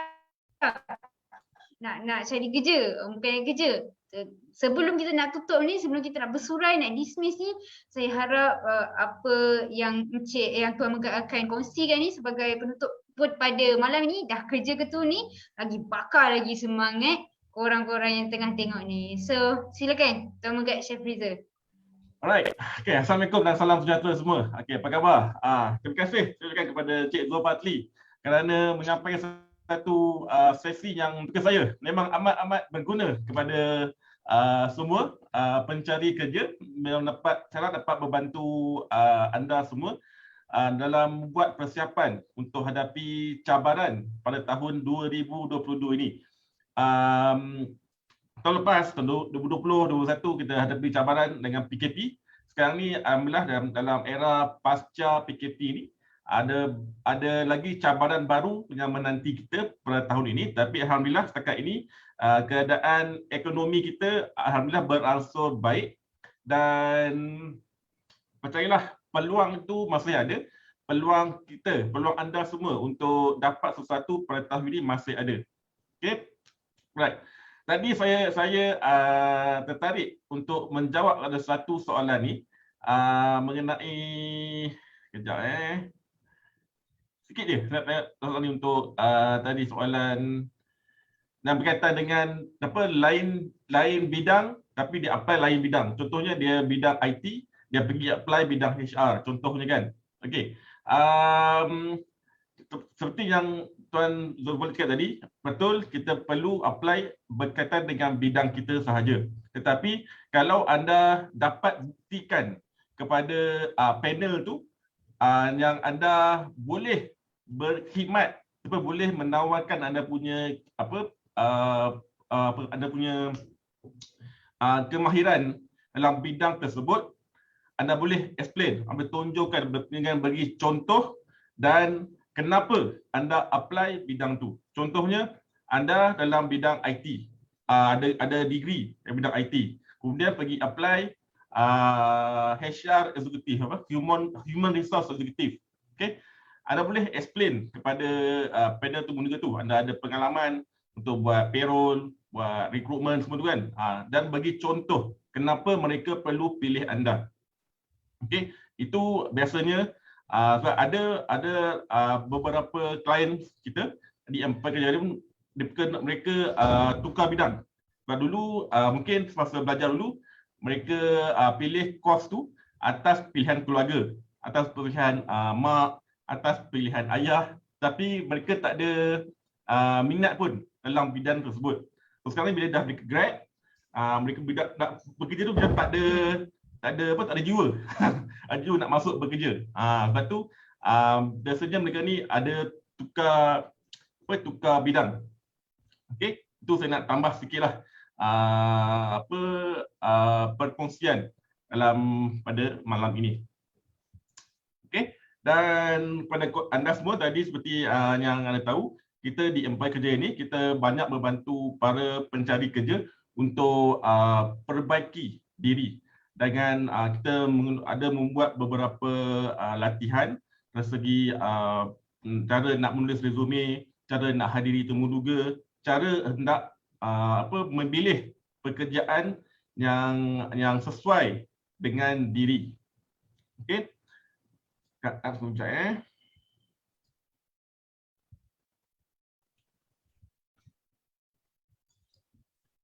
Okey, dan khas nak tunjukkan anda ada produk yang kita ada.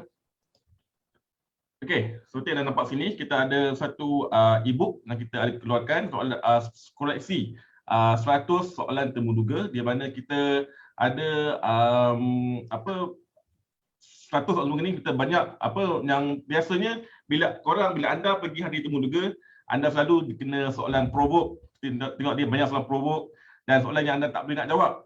Kadang-kadang tergagap semasa nak hadiri temuduga tu. So bila dah tergagap, bila dah tak confident, bila dah tak buat persediaan, secara automatiknya peluang untuk lulus dalam temuduga tu, peluang untuk diberi surat tawaran untuk bekerja tu akan kurang, akan tiada sebab anda perlu sebagai orang ingat bila sekarang ni pada zaman pasca pandemik ni, kita punya cabaran, kita punya pesaing tu bukan saja dari segi kalangan fresh grad, bukan saja di kalangan orang yang biasa. Biasanya orang yang pergi hadir temuduga tu, anda perlu bersaing dengan mereka yang baru saja diberhentikan kerja. Bila sebut mereka ni yang dia baru bekerja, mereka sudah berpengalaman Mereka dia ada pengalaman 2-3 tahun dalam pekerjaan kan. So anda perlu bersaing dengan orang yang berpengalaman. So anda sebagai orang fresh grad, bila anda bersaing dengan orang yang berpengalaman, so peluang anda tu akan menjadi semakin kurang kalau dibandingkan dengan mereka yang berpengalaman. So dengan adanya e-book Temu Duga 100 Temu Duga ni, anda boleh menjawab beberapa soalan yang dikemukakan oleh panel Temu Duga tu. Okey, ini berkaitan dengan soalan Temu Duga. Kemudian kita juga ada satu lagi e-book yang kita namakan e-book Talian Hayat Pencari Kerja. Di mana dalam e-book ini kita masukkan banyak latihan yang anda boleh buat untuk ketahui anda punya minat, anda punya bidang, anda punya kemahiran tu pekerjaan mana yang sesuai dengan anda. So banyakkan mereka yang dapatkan e-book ini, mereka selepas mereka buat latihan yang ada dalam e-book ini, mereka faham mereka ni minat dalam bidang apa. Kemudian baru mereka boleh pergi mencari pekerjaan yang sesuai dengan bidang mereka. Okey. Kemudian, okey, sebagai tawaran kepada anda pada malas pena webinar dah kerja itu, kita ada buat satu package istimewa, package combo, mana kedua-dua e-book ini kalau harga sebenarnya anda perlu membayar 168 ringgit kalau kedua e-book, tapi package combo kita dah buat tawaran RM119 akan dapat kedua-dua e-book ini, iaitu 100 Temu Duga dan juga Talian Hayat Pencari Kerja. Atau anda akan dapat, kalau anda ambil package basic ini berharga RM39, anda akan join kita punya seminar yang kita namakan Servis Semak Resume, di mana kita career consultant kita akan bantu untuk semak anda punya resume dan pastikan anda punya resume tu sesuai dengan pekerjaan pada tahun 2022. Okey, anda harus ingat, kalau anda just download template daripada internet, kemudian tukar dan just guna apa yang ada di internet tu, peluang anda tu dipanggil ke Temu Duga tu yang kurang. Sebab setiap resume tu anda perlu customize bergantung kepada syarikat yang anda apply tu. Okey. So, dengan adanya service ini, kita akan buat secara one to one, secara personal antara anda dengan kita punya career consultant, secara personal one to one, kita akan semak anda punya resume.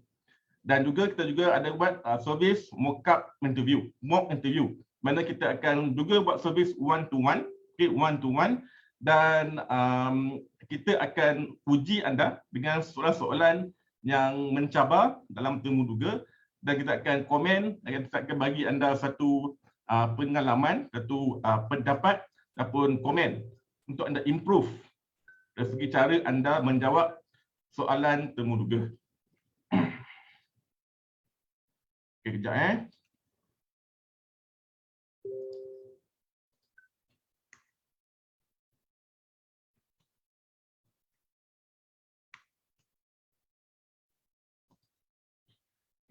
Okey, untuk dapatkan ketiga-tiga package ini, basic, ultimate dan advanced, anda boleh dapatkan melalui link yang saya beri ini, www.empirekerjaya.com/tawaran.